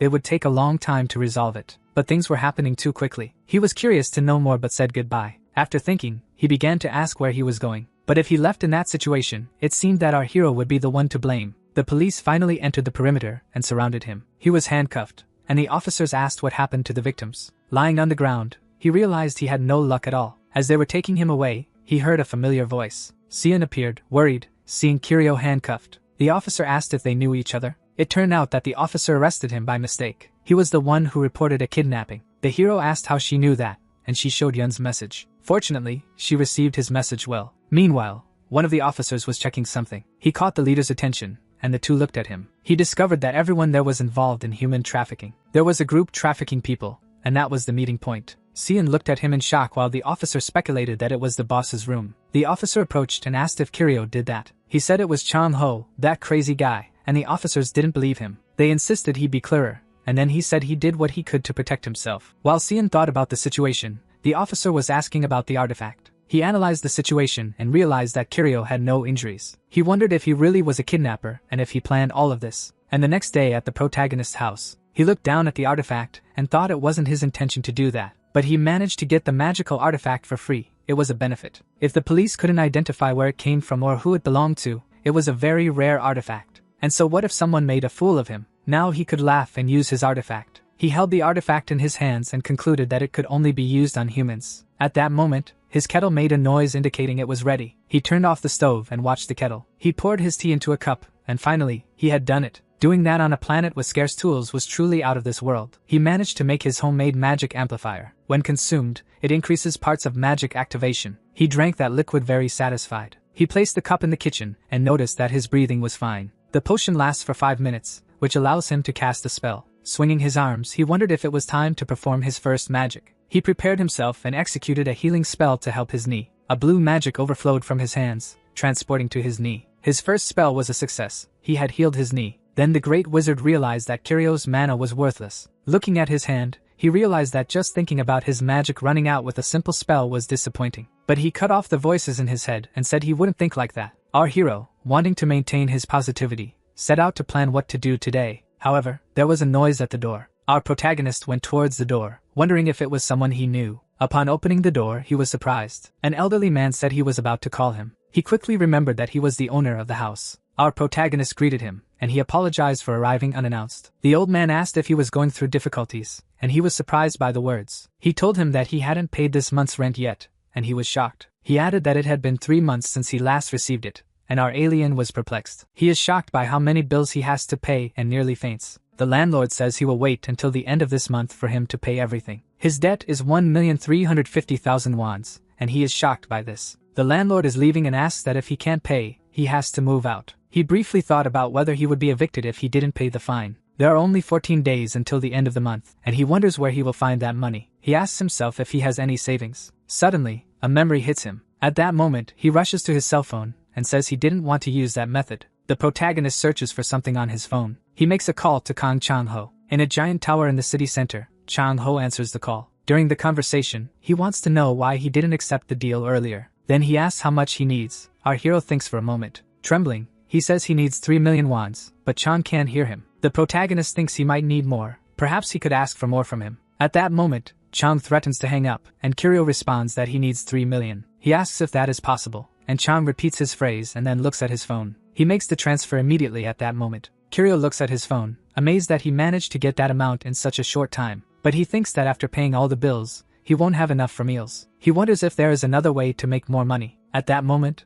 the protagonist receives a call from Yun. Looking at his phone, he remembers that he didn't have time to thank him. He was about to answer the phone when something came to his mind. An A-rank hunter earns a lot in a dungeon, like many millions. In a cafe, they meet and have the chance to thank each other. He wanted to buy a meal since he contacted Cien and saved his life. Yun said he would appreciate it, but that a coffee would be enough. Our little amoeba preferred to buy a meal. Coffee made him nauseous. A very friendly attendant took their orders. Our hero surprised him by saying he didn't want anything coffee flavored. They were confused, asking how he could go to a cafe and not want anything with coffee. While eating and drinking, Yun said he was surprised to have been waited on. Yun apologized and wished he could have helped. Kiryu understood since he had to deal with the situation. He vented that the situation was quite bad and that he had to rely on another hunter. The protagonist thinks he could start another topic to lighten the mood. He asks his friend if he has been dealing with dungeon awakenings recently. He hadn't entered dungeons since the last incident. Yun felt embarrassed. Kiryu looked into his eyes and said it was to be expected. Yun, sweating and avoiding eye contact, still feared entering the portals. Our protagonist asks if he is still afraid of portals. Yun says yes, and a drop of sweat rolls down. He vents that going back is a bit difficult for him. The protagonist remembers the incident of facing a high-level monster, along with the betrayal of his allies at that moment.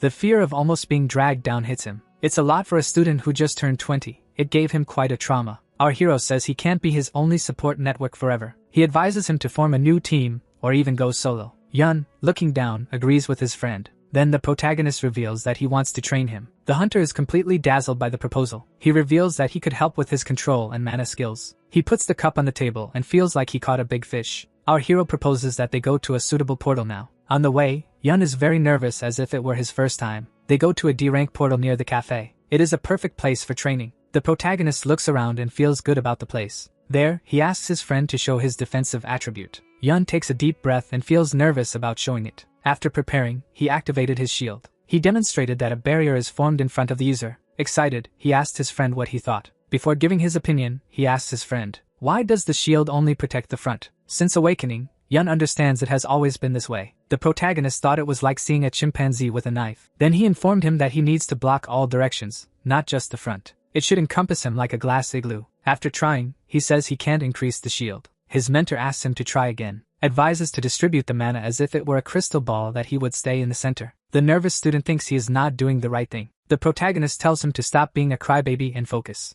Advises not to lose the image in his head as well. Committed, he asserts he will try again. After some guidance and attempts, it was challenging for both sides. After a very intense training, he finally managed to create a crystal sphere that protected him. Excited, he asked if it really worked. At that moment, his barrier began to shatter. Frustrated with his result, Kiryu explains that it would be better with more practice. The protagonist thought it would get better over time. His student thanks him. He never imagined he could do this. The hunter had a flashback from when he was a child. He had never felt such admiration for anyone in his life. He did not respect any of his mentors at school. He only thought there were people who could achieve something cool in the world. But today the hunter knows what it feels like to have that for a mentor. The student looks at the protagonist, surprised. Many thoughts came to mind as he discovered how to improve his attribute. He had never heard of a skill that detects something to improve in another. He doesn't have analytical skills but saw with his own eyes that he is good in combat. Maybe he used some item to unlock this ability. Finally, he questioned his level to give such advice. At that moment, the protagonist interrupts his thoughts. He approaches and asks if he doesn't want to take a break. Yun lowers his head, embarrassed about his posture, thinking that he was taught by such a capable person but couldn't perform well. He apologizes to Kiryu and promises he will do better next time. Kiryu says he doesn't need to rush while Yun tries to speak. Finally, he concludes that there is plenty of time to train him since he is F rank. Amazed by his image, he is left speechless for a moment. He felt that he was different from the beginning and wanted to reward him somehow. Determined, he asks if he wants something in return. Upon hearing this, the protagonist starts to sweat cold and says there is really nothing. This response is within Yun's expectations. He would not be like the people of modern society who are driven by a little money. Upon awakening with the A-class ability, he thought he could handle anything. But only now does he realize how naive he was. Let's just follow what the big brother said today. Then he cheerfully told the protagonist to come back. At this point, he has already decided that he needs to train a lot. He decides that one day he will help his big brother. The protagonist is filled with restlessness because he asked if he wanted something. But judging by his reaction, he seems uninterested in such things. Perhaps for an A-class hunter, it simply isn't worth mentioning. If that's the case, We can enter higher-level spatial gates next. Moreover, today's harvest is already enough for the next rent. With an anxious heart, he prepares to return and treat himself to something nice. This good mood lasts until the moment the two exit the spatial portal. The protagonist does not understand why Sian would appear here. Sian first looks at the clock and then speaks. Hello, Hunter Yong-siam. Originally, she came here to warn Yun about something. She looks seriously at the protagonist. Someone of F level shouldn't be there. The protagonist starts to sweat cold. He was caught at the entrance. He explains that he entered the portal to help Yun. But Won-oh doesn't believe a word of it. Of course, Yun also doesn't escape a sermon. Helping a hunter enter a spatial gate illegally is also against the law. Although this is exactly what happened, the protagonist still tries to argue. He emphasizes that the association did not impose any restrictions on carriers. But the agent shows no mercy. These rules were made for real carriers. She looks sternly at the protagonist. Doesn't he understand that this is suspicious? This disregard for the level classification inevitably raises questions, and the protagonist reluctantly agrees. Sian was very tolerant with the protagonist, making him forget about this. This girl in front of him is B-level, capable of defeating something with her hands. In the end, Sian just warns them and asks Yun to go with her. She has notifications about changes in the area of the instance she is responsible for suppressing. Yun bids farewell to the protagonist with tears in his eyes, and he watches the two leave. The protagonist realizes that his money-making scheme will no longer work. But it's not a big problem. He already has a plan B prepared. The moment the protagonist steps away, Sian secretly looks back. The next morning, the first thing the protagonist does is lie in bed. Collecting information through his phone has become a habit. This time he receives useful news. An item has finally been analyzed. This bracelet is called the Twin Guardian Angel. It was discovered for the first time in this X-grade instance. The protagonist has kept it with the intention of compensating John Hazon for it. But after all this time, he is sure that he no longer wants it. The protagonist puts it on for the first time. It fits perfectly on his wrist. The reason he is wearing it is that today's experiment is somewhat dangerous. The protagonist arrives alone at a spatial gate. He never thought he would be so nervous without a bodyguard. Even though this is the lowest F-grade gate, spatial gates are generally divided into two types, red and blue. Small monsters appear when a certain number are eliminated. It then closes. Even the protagonist can come and go freely. This is a good place to practice. He is here to cultivate monsters, although he has been warned by the agent. Defeating these F-level creatures can still earn him some expenses. The protagonist enters the spatial gate and finds himself under a blue sky, with endless fields stretching out before him not far from where he is. A group of monsters was peacefully grazing on grass. They are natives here called defective goats. They are named so because the sounds they make resemble broken violins. Despite their gentle appearance, they are among the most dangerous monsters at level F. The protagonist opens a bottle of magical power amplifier and drinks it in one gulp. He immediately feels the familiar power spreading throughout his body. The powerful magical energy surrounding him inevitably attracts the monster's attention. But it is too late for them because the protagonist's launch speed is greater than anyone else's. He extends his index finger, forming a small flame at the tip. The flame shoots out like a bullet, growing and turning into a searing fireball. The protagonist calmly watches the scene turn to ashes. As his words fall, the fireball approaches its target. As soon as the fireball makes contact with the target, it abruptly disappears into the air. This result completely surprises the protagonist, leaving him unsure how to react. A wisp of black smoke slowly rises from the forehead of the goat that was attacked for no reason. This infuriates it, and its veins bulge as white smoke escapes from its nostrils. With a clearly life-or-death posture, it directly attacks the protagonist. Seeing this, the protagonist nearly dies of fear. He runs while complaining that he knew this would happen. The level F magical power is truly useless. He runs while looking back in terror. Fortunately, he manages to escape through the spatial portal just before being caught. After successfully escaping, the protagonist looks back, breathless. Thank goodness the monster did not follow him. The protagonist is very tired. This body is in worse condition than he imagined. Just this short run almost killed him from exhaustion. The moment the protagonist recovers, a voice reaches his ears. He turns to find out. A strange man was looking at him with enthusiasm. Dude, is that really you? It's been a while since I last saw you. The protagonist is confused. At first, it seems like this is the first time he meets this guy. The man grabs his hand with familiarity and explains that they once took the hunter qualification exam together, although the protagonist does not remember anything. As they talk, more and more fragments appear in his mind. This indicates that the man was indeed someone the original body owner knew. He decides not to speak but to observe the situation first. The other party continues to talk a lot, with no intention of stopping. This makes the protagonist feel irritated. Does this guy not realize he is talking to an alien in human skin? Finally, the man says that this kind of meeting is fate and invites the protagonist to join his team. It turns out they are missing one person today. He points in a direction indicating his teammates. Where he is pointing, there are 3 fully armed hunters. Among them, the one with the strongest magical power, carrying an axe, is the team leader, a level D hunter. The young man asks the protagonist what he thinks. If he agrees, they can enter the instance immediately. For a weak hunter, there is no more effective strategy than group hunting. However, the protagonist chooses to decline because he has already used today's magical power amplifier. Surprisingly, even after honestly saying that his magical power is depleted, the other person shows no hesitation. No problem. Anyway, we are not looking for someone to hunt. It turns out they need a loader to help collect items and are offering a high daily salary. Upon learning that he only needs to carry things to earn money, the protagonist becomes immediately excited. He thinks this proposal is good. He can join a regular hunter team and observe how they hunt, but he does not notice the sinister and studious expression on the man's face. The protagonist ends up accepting the proposal and follows them back to the instance. Then he spends 3 interesting hours watching the battle from the outside. The small team coordinates well, with each person playing a role. Simple, comfortable, and safe, like skilled primitive humans hunting a mammoth. After the hunt, the team leader takes the protagonist's package. He generously praises him for doing a good job. Then he counts a stack of bills in front of the protagonist. He then hands them to the protagonist, leaving him embarrassed. It seems too much for a loader of his level. The leader asks if he would be free tomorrow. Finding another loader would be a problem, inviting the protagonist to continue joining them. But as he says this, his gaze firmly fixes on the twin guardian angel bracelet. Newly arrived in the land, the protagonist has not yet learned the principle of not showing off. He seems unaware that his bracelet has caught everyone's attention. In the world of hunters, there are those who abandon hunting dangerous monsters. Instead, they target novice hunters who are not familiar with instances. The way they hunt their own kind resembles frogs. Therefore, calling them frogs could not be more appropriate. Not only do they steal, but they also take pleasure in making them go American. The protagonist has undoubtedly become a target for this group. Time passes quickly to the next day, and the protagonist arrives at the agreed location. His feelings are complicated. Whenever he sees the man who claims to be his friend, he always remembers something. The protagonist asks if today's payment will be the same as yesterday's. The leader agrees and says he will pay with brand new bills. With expectations, the protagonist enters a new F-class instance with them, and it is at this moment that he witnesses the ugliness of human nature. After dealing with the monsters and exhausting the protagonist's usefulness, these people stop pretending. The leader smashes a bottle against the back of the protagonist's head. This sudden blow causes the protagonist to kneel instantly. At this point,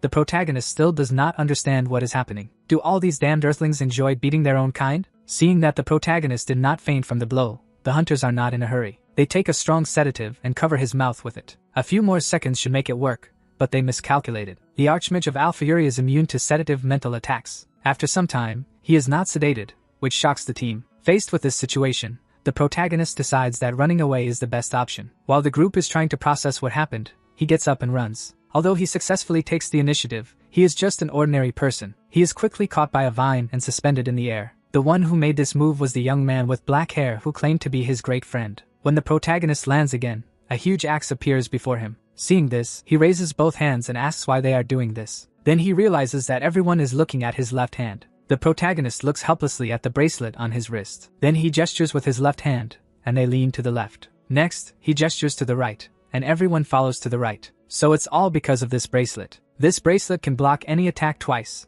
even from S-level monsters. Instead, the equipment meant to protect him has brought disasters. Of course, he cannot hand it over because they would certainly destroy all the evidence. Thus, faced with their threats, the protagonist chooses to refuse. He asks them not to move if they do not use their 2 defense charges. After being used, it will lose its magical effect and become an ordinary accessory. However, these words not only do not work but also infuriate the hunter. He lowers his axe and kicks the protagonist away. The leader is furious with his attitude and starts punching him, and the sound echoes through the cave. With each blow he throws, he begs the protagonist to use it. If this continues, the protagonist will surely be beaten to death. With no choice, he shouts loudly that he will hand over the bracelet. The D-level hunter smiles. Violence is indeed the most effective solution to problems. The protagonist raises his trembling hand and delivers what was his reality. His hand touches the bracelet because just the act of handing it over will end everything. Just when he is about to give up fighting, they suddenly hear footsteps. Who could be entering at this hour? The hunting team looks back and starts to sweat cold. The protagonist is equally shocked by the scene. Why would that guy be there? The person who suddenly appears is none other than the hunter Yun. He is stunned by the scene before him. It turns out that before entering the instance, the protagonist contacted Yun, asking for help with his skills and for him to wait at the entrance of the instance. Upon receiving the message, Yun became extremely excited. He thought he had lost his value, but was surprised by the invitation. Yun is the passage for the older brother to high-level instances. Since they were caught last time, he thought the protagonist wouldn't seek him out. But the protagonist was willing to dedicate his time to help with his skills. As a thank you, he bought a coffee specifically for Big Bro. So Yun waited at the instant entrance. But after noon, the protagonist still hadn't come out. This made Yun realize that something was wrong. A simple F-level instance shouldn't take this long.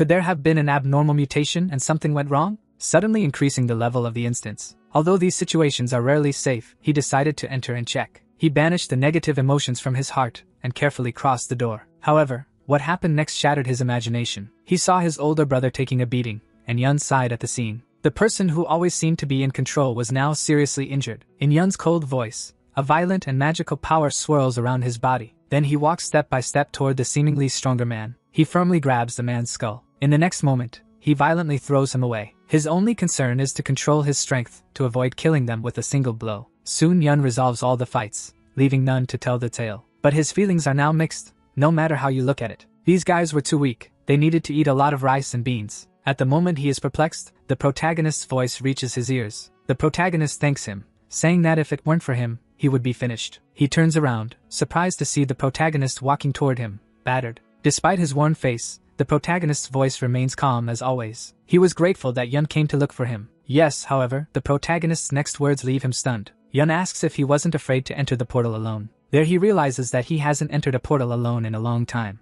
Normally, just hearing the word portal terrifies him. But this time, his mind was filled with worries about his older brother. He rushed in without thinking. Could all of this be part of Big Brother's plan? The protagonist says they should leave the instance and report these guys. Only now does Yun notice something strange, even when attacked by hunters. The older brother never showed any surprise, as if everything was expected. Everything seems to have been planned in advance, but he doesn't express his doubts. Why would the older brother have any reason to deliberately prepare these things? At that moment, the protagonist speaks softly. Yun, if my position were higher, I would definitely join you. You are not only strong but always think about how to save people. I hope you understand that you are an incredible and awakened person. These simple words bring Yun to tears, thinking deeply. Why hasn't he formed a new team and remained stagnant all this time? As a defensive type hunter, he didn't protect his teammates. He couldn't communicate with new hunters. And at that moment, something happened that required the rescue of a friend. He created a situation similar to what happened before to overcome his traumas. Yun conquered himself through self-rationalization. All of this was the older brother's plan. The injuries on the older brother's body were quite severe. Who would have imagined that someone could strive so hard for others? Understanding everything, Yun speaks with difficulty. Why does he always take such good care of Yun?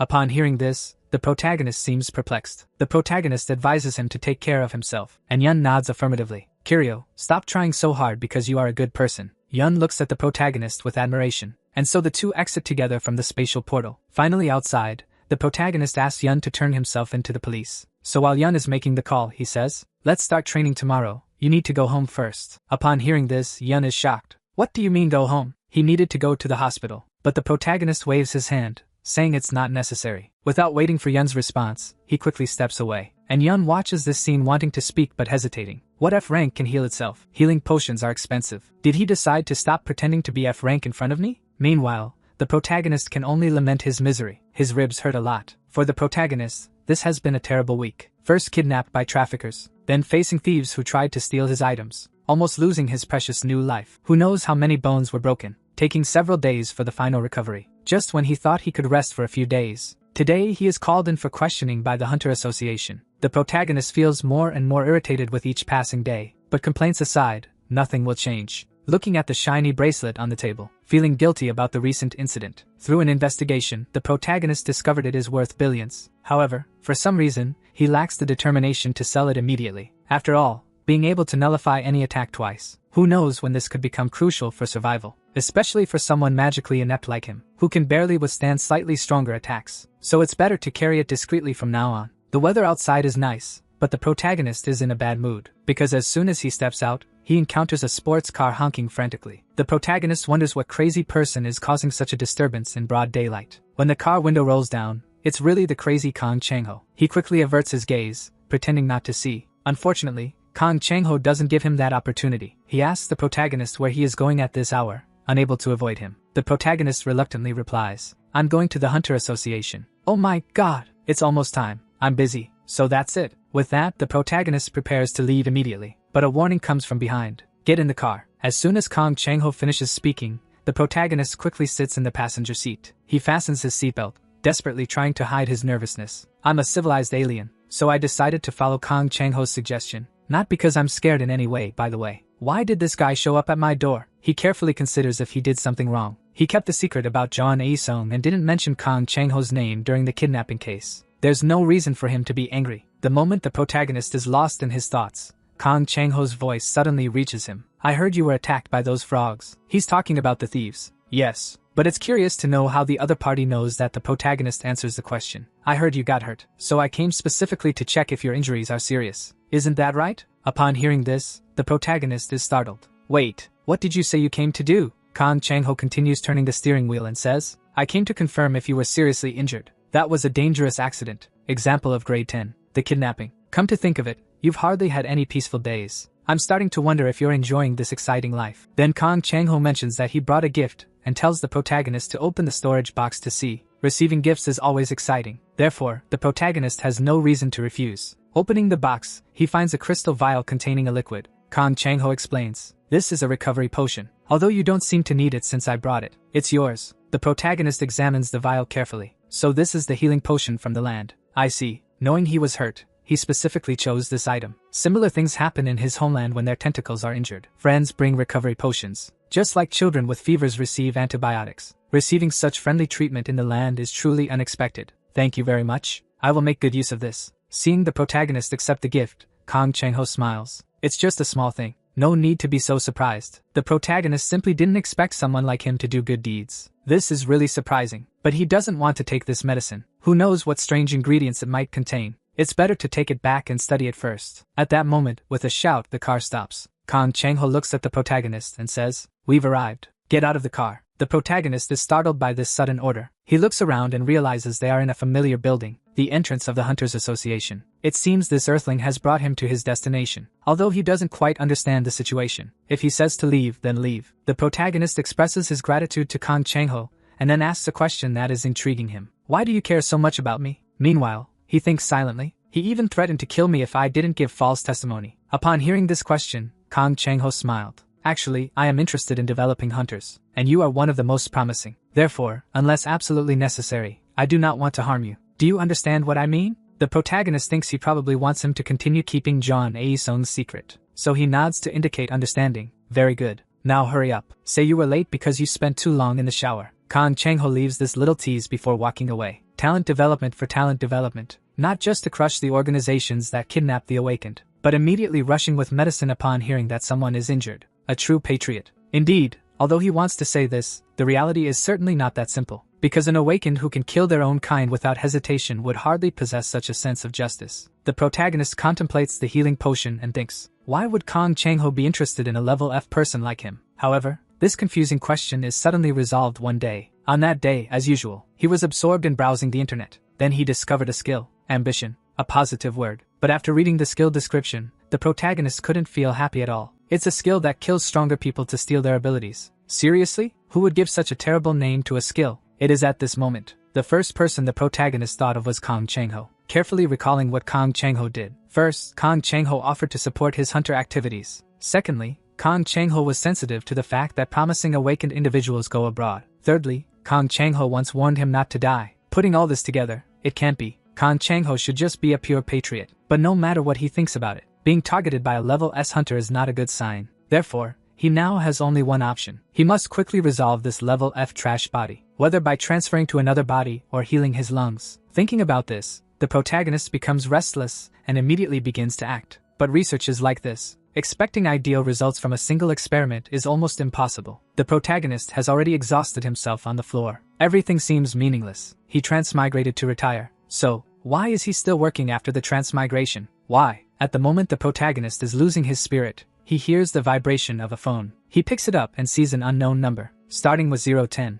Without thinking much, he answers the call. For a long time, there is no sound on the other end. He is about to hang up when a familiar voice comes through the receiver. It's me. Can we meet? An hour later, in a park near the protagonist's home, he sits down with his old acquaintance, Savoyan. Savoyan speaks first. I'm sorry for bothering you suddenly, but I thought it would be better to talk in person. The protagonist says it's fine. Although the association's contacts usually bring nothing good, the protagonist owes Savoyan a favor, so he should at least listen to what she has to say. Savoyan awkwardly sits on the steps and says, I need your analytical skills. Can you help for a while? About 2 weeks. The protagonist asks if she needs something identified. Savoyan explains, it's not that. She is working with the police on an investigation of a case where the criminals left traces in an instance, but they can't decipher them. They have already invited national-level analysts to investigate but with no results. In fact, All the powerful analysts are in foreign companies or large corporations, and the others are of varying quality. Among the analysts, Savoyan only knows that the protagonist is not affiliated with any guild and has already gone through the labyrinth of the magic tower. Then she nervously apologizes, saying they can't offer much compensation for an analyst. It's almost like working for free. Even the fact that Savoyan says this makes the protagonist wonder how little it is. Is it not even enough to cover the cost of a meal? I know this request is unreasonable, but can you help me? I also helped you once. However, before finishing, Savoyan retracts her words. Don't forget what I just said. The protagonist is confused by this. After all, he does owe her a favor. Savoyan explains that saving people is her duty. She shouldn't use favors as leverage. That's why she is willing to pay out of her own pocket to ask the protagonist for help with the investigation. What's wrong with being a little sensitive in moments like this? It seems that Savoyan is a person with considerable conscience, but the protagonist has a doubt. Because of her tracking skills, Savoyan often cooperates with the police. But still, why is she so enthusiastic about the search? So he asks, if you catch the criminals, you'll receive a bonus. However, her answer surprises him. No, I won't receive any benefit. But shouldn't we always do our best? After all, each case affects someone's life. Savoyan speaks calmly. These words make the protagonist develop a bit of goodwill towards her, perhaps because he has been exploited by unscrupulous bosses. Seeing such a pure and kind creature immediately makes him view her with new respect.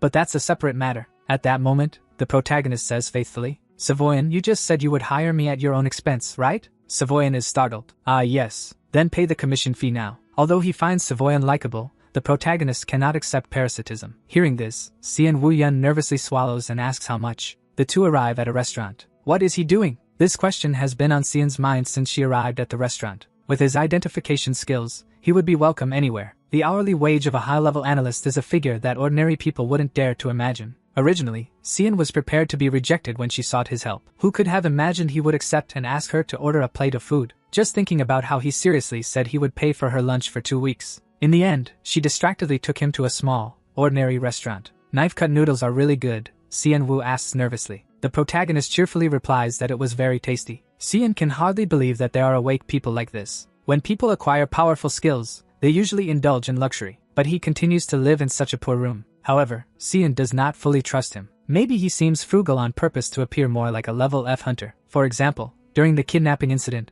why didn't he run outside? And why did he sneak into high-level instances? Indeed, there are many suspicious points. Thinking about this, Xian looks at the person across the table with attentive eyes. Why is everything going so well? Since her identification ability became public, many have extended olive branches to her, but she ignored everything. But she chose to help him because the situation is urgent, and she needs to seek his help. She won't let her guard down. Soon the protagonist finishes eating, even though it is a deserved payment. The fact that everything is going into his own stomach still makes him feel a bit guilty. Then he watches the woman in front of him closely. When Xian realizes that the protagonist is staring at her, she holds her breath. Finding his gaze always brings an inexplicable pressure. The protagonist asks what kind of business they would be discussing. Upon hearing this, Xian falls silent for a moment and informs him that there are terrorists in the area. This simple statement frightens the protagonist, who shouts. Xian quickly reminds him to speak more quietly. Xian informs him that they have special and different methods. They don't use bombs or similar means for terrorist attacks, but rather monsters. Xian explains that someone has been deliberately provoking outbreaks in the dungeons. A dungeon outbreak refers to the escape of monsters from the dungeons. The spatial gates are timed as if they were bombs. If the dungeon is not managed, the entrance of the spatial gate will be destroyed and explode,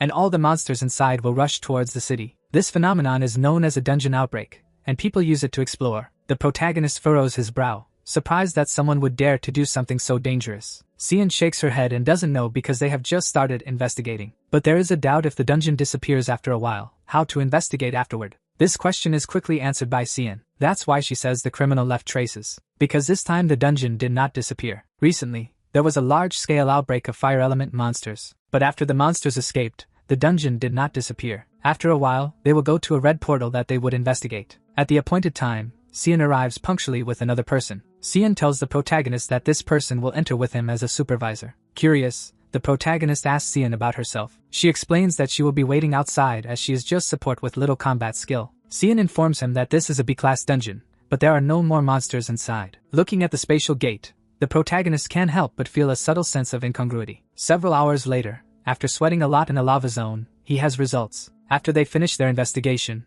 the two exit the suffocating dungeon. Before Xian can ask about his findings, Kiryu asks for water. After emptying several bottles, he finally feels alive again. With cold sweat on her face, Xian asks what he discovered. The protagonist's first words are, "I have bad news for you. We probably won't be able to identify the perpetrator. Upon hearing this, Sion is startled and asks why. Because there are no clues confirming the identity, and the dungeon shows no signs of human manipulation. However, he found something strange pointing to the spatial gate behind him. This is a channel forcibly opened by an awakened one. Upon hearing this, Sion's eyes widen in surprise. If it's a forcibly open channel, then this is a false exit. In summary, a terrorist can open new entrances and exits in dungeons. Sion wonders why someone would do such a thing because of outbreaks in the dungeon, but the protagonist indicates that this is probably not the case. In his analysis, the protagonist thought of several methods to open the dungeons, so he can say that the number of channels has nothing to do with the dungeon. At that moment, the protagonist remembers something. Sion said that this strange dungeon is not the first, that this situation has occurred 3 times this year, with dungeons suddenly exploding ahead of schedule. The previous crimes left no evidence, but this time they deliberately left an empty dungeon to attract attention. What could be the objective of these guys? Sion speculates that perhaps the criminal this time is not the same as in the previous cases. Although this assumption is reasonable, it remains mere speculation. Don't go into this dungeon again in the future. Sion warns the protagonist,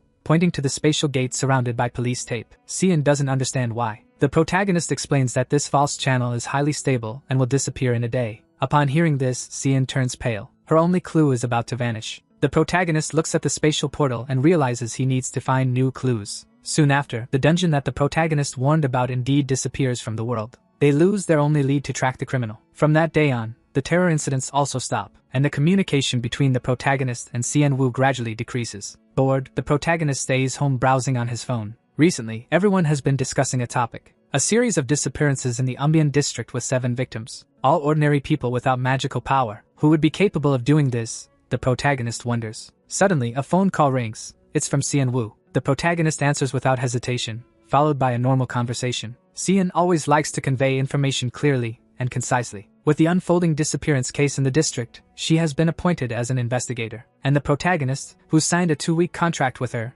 is now dragged along. In another location, the protagonist successfully meets Xian and raises a question. If we are looking for missing persons, her ability could help. He has reasons to suspect that she is treating him as free labor. He was about to say that he used his skills with the missing persons. The results were very strange, completely out of the ordinary. He couldn't locate the first 2 people at all. When searching for the last person, his ability worked normally, but their location is underground. Upon hearing this, the protagonist is shocked. The missing person could have been buried alive. The serious crime is already apparent, but Xian's confusion doesn't end there. Her ability can only confirm the identity of a target. She can track their location even if they are dead. In the first 2 cases, she couldn't even find coordinates. Therefore, Xian suspects that this is a trap set by the criminal. So you called me here to explore a trap, the protagonist comments accurately. Indeed, normally we wouldn't call an evaluator in these situations. It would be safer to have an active hunter. Upon hearing this, the protagonist almost laughs out loud and mocks the situation. Xian seems to hear the protagonist grumbling and asks. The protagonist naturally changes the subject, saying it's nothing, because complaining to her wouldn't help at all. They continue searching for the missing persons. Soon, Xian stops walking and says that the missing persons would be there. If a missing person buried underground is motionless, there is only one possibility. Everyone falls into a brief silence. Quickly, this area is cordoned off. The police officers who are investigating gather here. Then, the police supervisor organizes a group to search the surroundings and another to start digging. Xian tells the protagonist to patrol the area with her as there may be more clues. The protagonist curiously asks if he doesn't need to supervise the scene. However, his task is already complete. He has used his tracking quota for the day. Xian explains and then gives a bitter smile after saying it 3 times. I am just an empty and useless shell. The protagonist does not respond much to this statement. However, the conversation continues between the two. Please notify immediately if you find anything dangerous nearby. Although the protagonist is already examining, he still nods, saying, there are no magical traps in this area. Xian laughs and says that this was a positive point. However, in the next moment, she seems to notice something. Suddenly, she stops walking and says, Kirio, wait a moment. Upon hearing Xian's voice, the protagonist looks up. Xian Wu points in a direction and asks if he can see. Next to that tree, there was a different figure. It seems that someone is standing there. The protagonist's vision is not good, although it is better than when he lived at the bottom of the sea in his previous life. He cannot see clearly where Xian Yan is pointing, so he simply examines the magical fluctuations in that area. Then a human silhouette surrounded by a weak magical power appears in his view. There is an awakened one there, the protagonist explains. Upon hearing this, Xian is startled, asking how an awakened one could be there. After the confirmation, Xian runs back to ask for help. The protagonist is intrigued about who might be behind that tree. A wanderer or someone related to this case. Judging by the magical power, they are only of class E, but they seem to be biting something. At that moment, Xian returns with others, pointing to where the awakened one would be. In the next moment, a change occurs. When the figure swallows what is in its mouth, its class power increases. Feeling the magical flow from the opposite side, the protagonist suddenly realizes that something is wrong. And wait, it seems that this person's target is different. He abruptly turns to look to the side and shouts to Cian, alerting her. He reaches out to Cian with the intention of pulling her away. But it is too late. The awakened one has already unleashed its ability. Although the protagonist notices his body is slow, he cannot keep up with the pace. The protagonist simply tells Cian not to panic, because they were about to fall, and when the protagonist finishes speaking, they fall. A strong sensation of free fall spreads quickly through their bodies. A blue portal opens like the enormous mouth of a beast. After a long fall, they land in a small lake. The protagonist, who was a sea creature in his previous life, is relaxing, feeling as if his back is almost broken. Cian cannot swim, and another police officer goes towards her to rescue her. Soon, Cian is pulled from the water. The officer calls her name while pressing on her abdomen. The investigator coughs up the water and finally manages to breathe. The officer relaxes, turning to ask the protagonist what had happened. He receives confirmation from the protagonist that 3 people were captured this way. At that moment, the blue light coming from above suddenly disappears. The entrance to the dungeon closes. Now the protagonist finally understands the cases of disappearance in the district. His head feels chaotic. He needs to calm down first and clarify the current situation. He barely has time as 2 heads appear behind rocks not far from them. One of them asks if that team are hunters. The officer is startled by the situation. They were the missing people from the district. The officer checks if they are the high school students who recently disappeared. The children run out crying and throw themselves into the officer's arms. 6 people were brought here, and all the others have perished. Only the 2 were still alive in that dungeon. The surviving high school students say tearfully. The officer is momentarily stunned but then makes a confident expression. He takes out a portable analyzer. The basic information of the dungeon is displayed. B-class dungeon and quite a high level. But the situation is not so bad because there is an awakened one here who can fight monsters. The protagonist tells them to calm down, explaining that there are not many monsters here. After speaking, the protagonist walks towards Cian. He asks her to start hunting and that there might be an exit. However, when he sees her face clearly, the protagonist is left speechless. Miss Cian, she seems not to hear the protagonist's words. After a while, she trembles and says, "Let me out, let me out." Her body is in a state of shock. Communication is completely impossible. She even starts scratching her arms with her nails, and her eyes are filled with terror. Cian has always lived a very ordinary life but was satisfied with it, getting up in the morning to go to school and helping her parents manage the farm. Her parents didn't want her to do the heavy work and asked her to go play. However, young Cian said she preferred to pick tea leaves. In short, whenever she had time, she diligently helped her parents. It was a quiet day like any other, but on that day, peace was shattered. A red space gate suddenly appeared, and a monstrous bird flew out from within it. Cian and her mother were terrified and trembling. Faced with the monster running towards Cian, her mother did not hesitate to save her. Then the monster bird bit her mother. For his wife, her father approached without hesitation. Cian Wu, her awakened ability is not a searching power. Her true awakening is of the wind type. On this planet completely enveloped by the atmosphere, who is as powerful as you. She had been hiding her true attribute all along. She is fundamentally an atmospheric manipulation mage. The protagonist knew this from their first meeting but never mentioned it. Cian looks at the protagonist in disbelief and asks how she knew. Then she explains that she wasn't lying. The protagonist does not understand what she means and hears Cian say that she does not use it. It turns out that the monster that killed her parents 7 years ago was a creature that controlled the wind. Ironically, she awakened with the same ability as the monster. Every time she tries to use her ability, that memory surfaces in her mind, stopping her. Upon hearing this, the protagonist is stunned. There were no such cases in Alpha psychological problems that prevented the use of magic. This is a completely beginner characteristic. After reflecting for a moment, the protagonist simply warns that there is nothing wrong. In other words, you can use your abilities whenever you want. She is the strongest hunter of her class and can easily handle the monsters here. She asks her to trust her words. However, despite this, she still hesitates about her ability. Deep down, she doesn't believe the protagonist at all. Why would he be standing there in this impasse? A sudden scream is heard, and they look towards the sound only to see a flying monster. The monster with its wings spread is exactly like the one from the accident 7 years ago. In an instant, Cian remembers the fear of being dominated by monsters. She is so scared that she trembles all over, unable to move. The protagonist shouts at Cian, seeing no response from her. Our hero finally decides to give up. Those destined to live will survive. But the problem is the behavior pattern of this monster. It completely ignored those who were standing and headed towards Kiryu. To make matters worse, the protagonist trips over a stone and falls. Then the monster catches up and assumes an attacking stance. Finally trapped in a desperate situation,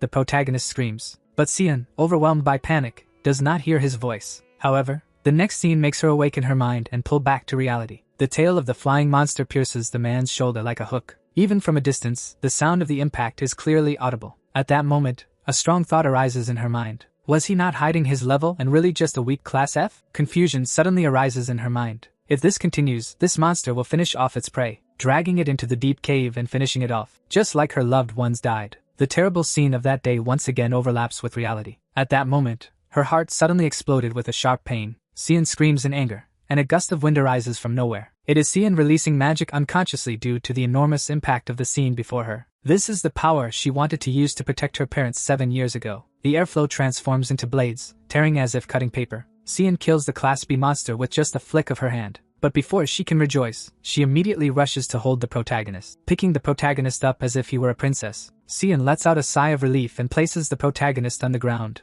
anxiously asking if he was okay and how she could help him. She searches frantically but realizes she has no recovery potions. However, the protagonist says that she would manage and was alive on her own. Upon hearing this, Xian silently sheds tears. Reality is completely different from her daily nightmares. With this power, she can finally save other people even amidst the chaos. This fact leaves a deep impression in her heart. At this moment, the police officer who fled with the 2 children returns. Seeing the protagonist's deplorable state, he asks if he is okay. Xian immediately asks the officer if he has emergency tools. Unfortunately, the officer says he does not have any. The protagonist observes the scene and then sits down calmly. The officer warns him not to move, but the protagonist says he is fine. He asks everyone to step back because he needs to take off his clothes to recover. He says he has a recovery potion. Xian looks at him with a hole in his body but shows such serenity. Secretly, she suspects that this person might be injured and not quite right in the head. In the cave, the protagonist was recovering behind a rock. The officer was trying to calm the situation. One of the students was crying a lot. We see the protagonist trying to remove the monster's tail from his shoulders. He grabs it with his hands and tries to pull it off with force. He spills a little tomato juice on the ground. Then he throws the tail down. Fortunately, he had a little potion with him, and he takes it from his jacket. He drinks it, sweating cold from his effort, healing from that monster's attack. The wound is completely closed by a flash of blue light. The investigator looks at the rock, wondering if he is okay. At that moment, the protagonist announces that he is fine and that he held on. He appears later and says he is feeling better to the officer. She is surprised how a low-level hunter can have this kind of potion. Our hero advises them to move and get out of there. Since he had now used his ability, it would be easier to leave. He asks her not to worry and that he will support her in whatever she needs. That ability is his own weapon, and he cannot let fear control it. That said, she battles with several monsters, tearing them apart with her magic. One of them lands on top of her. At the last moment, she reacts, slicing it. Our hero congratulates her for doing very well. The group joins her, and she is very tired. Does that mean they could go home? They could already leave, but the protagonist says to wait a bit. Meanwhile, the investigator wonders if she should already speak the truth. She has been covered in paperwork all this time, and now has to face a big monster. A large sculptural stone door is seen by them, and a large red eye with a flash of light appears. Honestly, she was very scared. The protagonist was observing the entire scene. The investigator was paralyzed with fear, unable to deal with the monster. Our hero approaches her, who was sitting and withdrawn. He directly asks her if she feels like she won't be able to do it. She looks at him, not understanding what he just said. The protagonist apologizes for what happened earlier. Perhaps he overloaded her. He ends by saying that it is not her fault but rather those terrorists who threw them there. But given the circumstances, she should try a little harder one more time. If she succeeds, she would survive in any kind of dungeon. Determined, she stands up to continue and says she has rested enough. The group walks towards the door, but the protagonist stops them, saying to wait a moment. He informs the group that the boss is quite large, so the situation would be very dangerous. Only the protagonist and the investigator would enter there. The doors open, and they walk into the dungeon. As they walk in, they hear a different roar. Huge breaths are seen in front of them. A glacial monster with huge horns and large wings is seen. The protagonist informs them that it has no weak points, and that they should attack immediately. The investigator prepares to take it down in just one move. A blade of wind is launched at the beast, which is caught off guard. However, the beast manages to dodge the attack while preparing to counterattack. At that moment, the protagonist tries to speak, to tell her to dodge the beast's attack. Our alpha mage Hori runs from the beast's attack, while she casts a spell that separates the attack. Quickly, the beast tries to stomp on the investigator,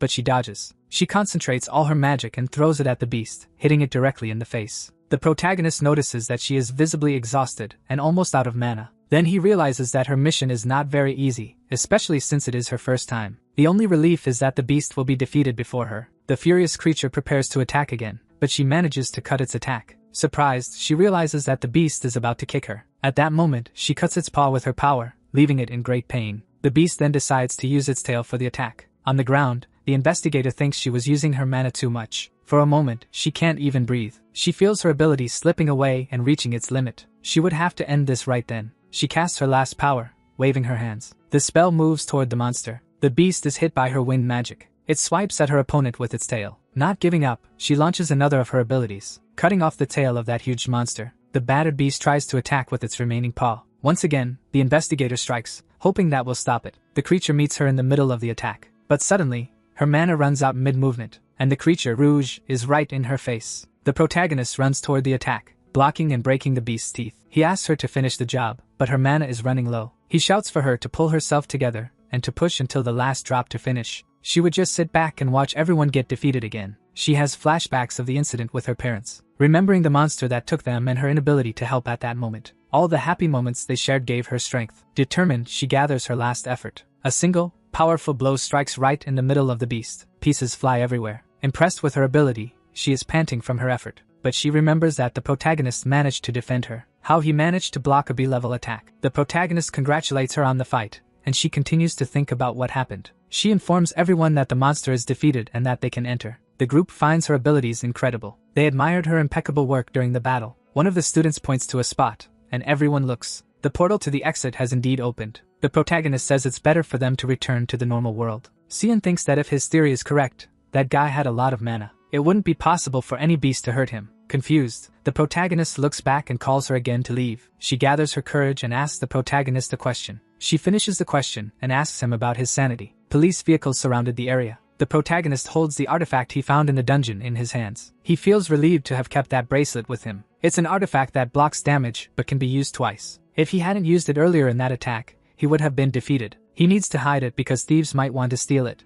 The investigator approaches our protagonist, calling him. Our hero wonders why she seems so angry. She stops in front of him, furious. In his mind he was pretending to be hurt. She says she will never be grateful to him for such a feat. Our mage looks at her, not knowing what she is talking about. Before she finishes and really asks what happened, he interrupts her. He should feel grateful that she saved him. So he thanks her for saving not just him but the whole group. Our protagonist showers her with thanks. The investigator is surprised and speechless, but something interrupts her. A voice calls her, interrupting the conversation. One of the missing persons arrives and thanks her deeply. Her mother beside her also thanks for her work. While the investigator feels embarrassed and says it was just her job, in an instant, her thoughts enter her mind. For the first time, she had closed the dungeon, and people were grateful for it. This made her think about everything, why the protagonist did this, what he gets in return. Sweating cold, instead of asking for something in return, he thanks her. In her mind, she wanted to know what he was thinking. The protagonist stands up from the stone he was leaning against. He thinks for a moment if he could leave there now. Finally, the culprits were taken to prison. Moreover, his deal with the investigator ends tomorrow. Earlier, he tried to show his gratitude by giving her a smile. At that same moment, Cian is saying goodbye to the students. For a moment, they make eye contact. Our mage tries to express happiness, but it only looks like a maniac. She quickly turns away, scared of his expression. Our amoeba wonders if he made a terrible face at her. He had tried so hard at home, but so far, making expressions is not his strong suit. The two go their separate ways, opposite each other. A few days later, in a cafe, Cian is calmly drinking his coffee. Something catches his attention in that place. It was Yun, happy to have found him at the cafe. The hunter asks why she called him there, and she reveals she had something to ask. Yun drinks her iced coffee calmly. Upon hearing her ask about his master, he spits a little out. The investigator asks why such a suspicious reaction and says he wasn't prepared. While she drinks her coffee, she already knew that the two were very close. She questions if everything started on the day of Kiryo's kidnapping, but she saw the two coming out of the portal together, so she wondered what was going on. Yun, while wiping his sweat, asks why she is so curious. She reassures him by saying it has nothing to do with the association. But to be honest, she feels he might be a criminal, and Yun gets furious. She puts her coffee on the table and asks if he is involved, she can help. Yun tries to argue how she can speak like that about his master. He informs her that falsifying the ranking is a crime, and one can benefit from it in the industry. He ends up agreeing with her words. The investigator adds that seeing him with that guy makes her curious. She plants a seed of doubt because she thinks he is being manipulated. Yun feels like he is in an interrogation. Did his older brother reveal his rank? Many thoughts race through Yun's mind as he looks at the investigator. Did his older brother reveal his rank to protect the others? Cian interrupts his thoughts right then. She is not there to arrest anyone. She just wants to know the truth. Yun swallows his saliva, and the feeling that something is wrong is right there. He agrees to tell her everything about his master on one condition, that she promises it will all be a secret. Yun proposes a deal to the investigator. She agrees without a second thought, and feels relieved. The hunter swallows his words and begins to talk about when he met him. He recalls the incident with the golem, and how his team was defeated. The company advised him not to tell anyone, but if he is alive today, it is thanks to him. He places his hand on the table, having an impact, and remembers it like it was yesterday. He speaks very excitedly and remembers how his brother took down the golem. Meanwhile, she looks at him with a face that shows she finds the way he talks quite cringe. She advises him to just let her listen and asks for what reason. He concludes that he can lighten the situation just like John Hazion, an incident that occurred during an interview. Maybe he is afraid of overwhelming others with his power, so perhaps he is going in slippers precisely because of that. He finishes by saying there is no way his brother is involved in a crime. The investigator asks if he is not ambitious for money. She continues asking why he is so loyal to him when he doesn't know him for long. He counters the question and says he has helped him much more than she imagines. He helped him regain his confidence and almost sacrificed himself for him. The investigator asks what he means by sacrifice. He got hurt for some nobodies. How could she question him? At that moment, the investigator remembers that Kiryu did that for her. Trembling a little, she still thinks she cannot fully trust him. Shocked, Yun hears that she has only been talking about good things about him. Then she questions him if he has a side she has never seen. She talks about how suspicious he is and that he attacked another S-rank hunter. Before she can conclude more, he interrupts her. If she was talking about the incident with Jong, it was the first time he attacked someone. The investigator looks at him, realizing he confessed to something. But she shouldn't get a bad impression of him.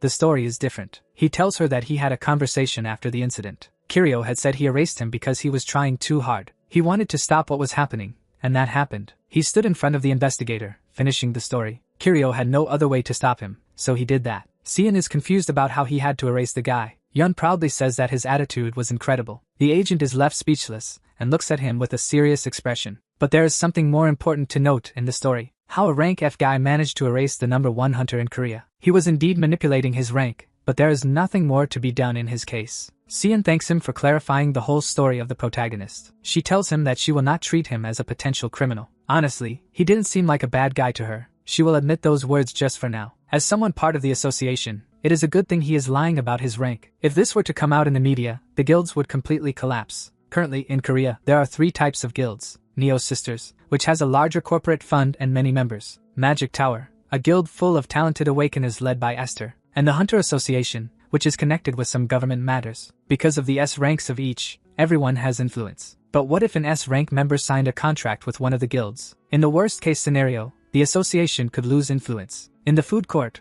where there are many people, a meeting takes place. The manager of Magic Tower introduces himself and meets the protagonist. The protagonist grimaces upon seeing the coffee, recalling the Alpha Ori glue. The interviewer asks if he is okay due to his disgusted expression. Why is the Alpha Ori crowd so obsessed with coffee? Kwok says it's better to get straight to the point. The manager states that it was a meeting about a unique opportunity, and the protagonist interrupts. Kwok is startled by his reaction, and Kiryu asks directly. Slamming his hand on the table, he asks if he is insinuating that he should join the Magic Tower Guild. A few days ago at the Magic Tower, Kwok, frustrated, tells the guild leader to wait a moment, because he needs to hire an F ranker. His lovely leader says that her mission is to bring him to the company. Wasn't he the one whining about needing to grow the team? But with that ranking, he would waste all his mana on just one skill. While debating with his leader, she tells him to stop complaining. She reveals that some awakened individuals can show their weaknesses in a simple conversation. But would that be the case with Kim Kiryu? He counters, saying that he doesn't need to know the details, but he is not an F rank. He had prepared a temporary contract for him,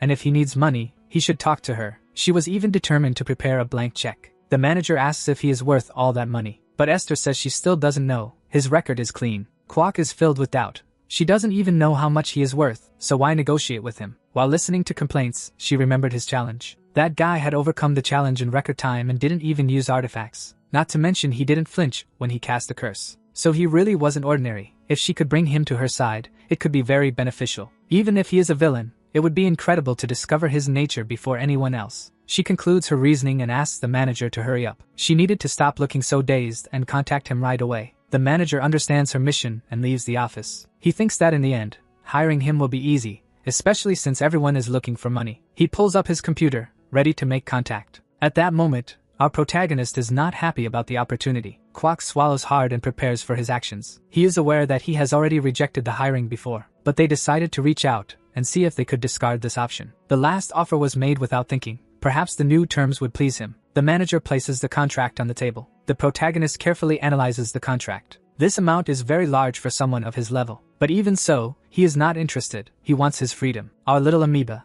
in favor of ending the scale, declines the offer. Kwok is surprised by his quick response. He asks the protagonist if he is already working with any guild. He reveals that he doesn't want to be part of any while the manager tries to negotiate. With a firm no on his face, he thinks he has a big challenge ahead. Maybe they had misjudged him. They were even willing to propose a blank check, but it seems he wouldn't accept. He had no reaction upon hearing about the blank check. Our mage only thought that he hated all companies. He says he won't have a choice while holding on to the contract. He asks them to forget the offer and reaches into his bag for something. What he was about to propose was something different, something temporary. Recently, they found an artifact that they couldn't analyze. The protagonist thinks that evaluating an artifact won't take long. He looks at the temporary request and analyzes it. He examines the contract page by page and sees how much all of this would cost. Surprisingly, he finds the proposal interesting. He asks without hesitation where to sign. The manager shows him where to sign, offering a pen to the protagonist. He writes his name on the contract, sealing the commitment. Then he asks where and at what time he should go. 2 days pass since this event. Kwok arrives at his job. The receptionist calls him, and he greets her. She surprises him by saying that Kiryu is waiting for him. The fact that he couldn't hire him still burns in his skin. When he experiences the service, he will be completely smitten. The manager calls him in, inviting him to enter the laboratory. The material for analysis is stored inside. The laboratory door opens for the two of them. The second analysis laboratory is impressive and high-tech. Kwok explains that this material came from a rank 8 portal and is unique. According to the association's table, it is the third rank of the 5 competencies. The evaluation is determined by the performance of the object. They arrive and stop in front of the object. Just by looking, it's clear that it's nothing ordinary. A grand sword with a purple core is seen. The manager informs him that the name of the sword is the Cursed Sword for now. I have a reason why it's called that. It was acquired after defeating an A-rank monster. Everyone was very excited because they found a rare item. However, when a hunter placed his hands on the sword, immediately shadows struck him, draining all his mana, leaving anyone who touches it completely zombified. In reality, it is a sword that absorbs every drop of mana from its body, but its absorption rate is abnormal, making analysis difficult. Scientists suspect there is some hidden additional item. The manager warns that this won't be easy for him either. At that moment, our protagonist grabs the sword by the hilt. Kwok is shocked by the scene while Kiryu analyzes it. He lets slip that he shouldn't analyze it that way. He just explained how dangerous that sword is. But how can he be so fine with the artifact in his hands? Not even our best hunters manage such a feat. The protagonist holds the weapon in his hands, observing it. Who exactly does the guild leader want to put inside the magic tower? He needs to complete his diagnosis. He looks back. He notices the manager completely shocked by the scene. But that object was simply a magical item that was like a vampire. However, the weapon also has a defense mechanism. The greater its ability, the faster it will drain your mana. So the protagonist was not affected by the artifact. The worried manager asks if he is okay. The result of his analysis is that the sword becomes stronger the more mana it absorbs. So how should they use the artifact when even A-rank hunters were collapsed? They should just endure so that the mana is not absorbed. The manager looked at him confused by his words. Don't tell me they never tried that option. Can they even do that properly? So basically, according to the analysis, they have to just endure the pain. What kind of heartless and brilliant idea is that? The protagonist realizes he can't,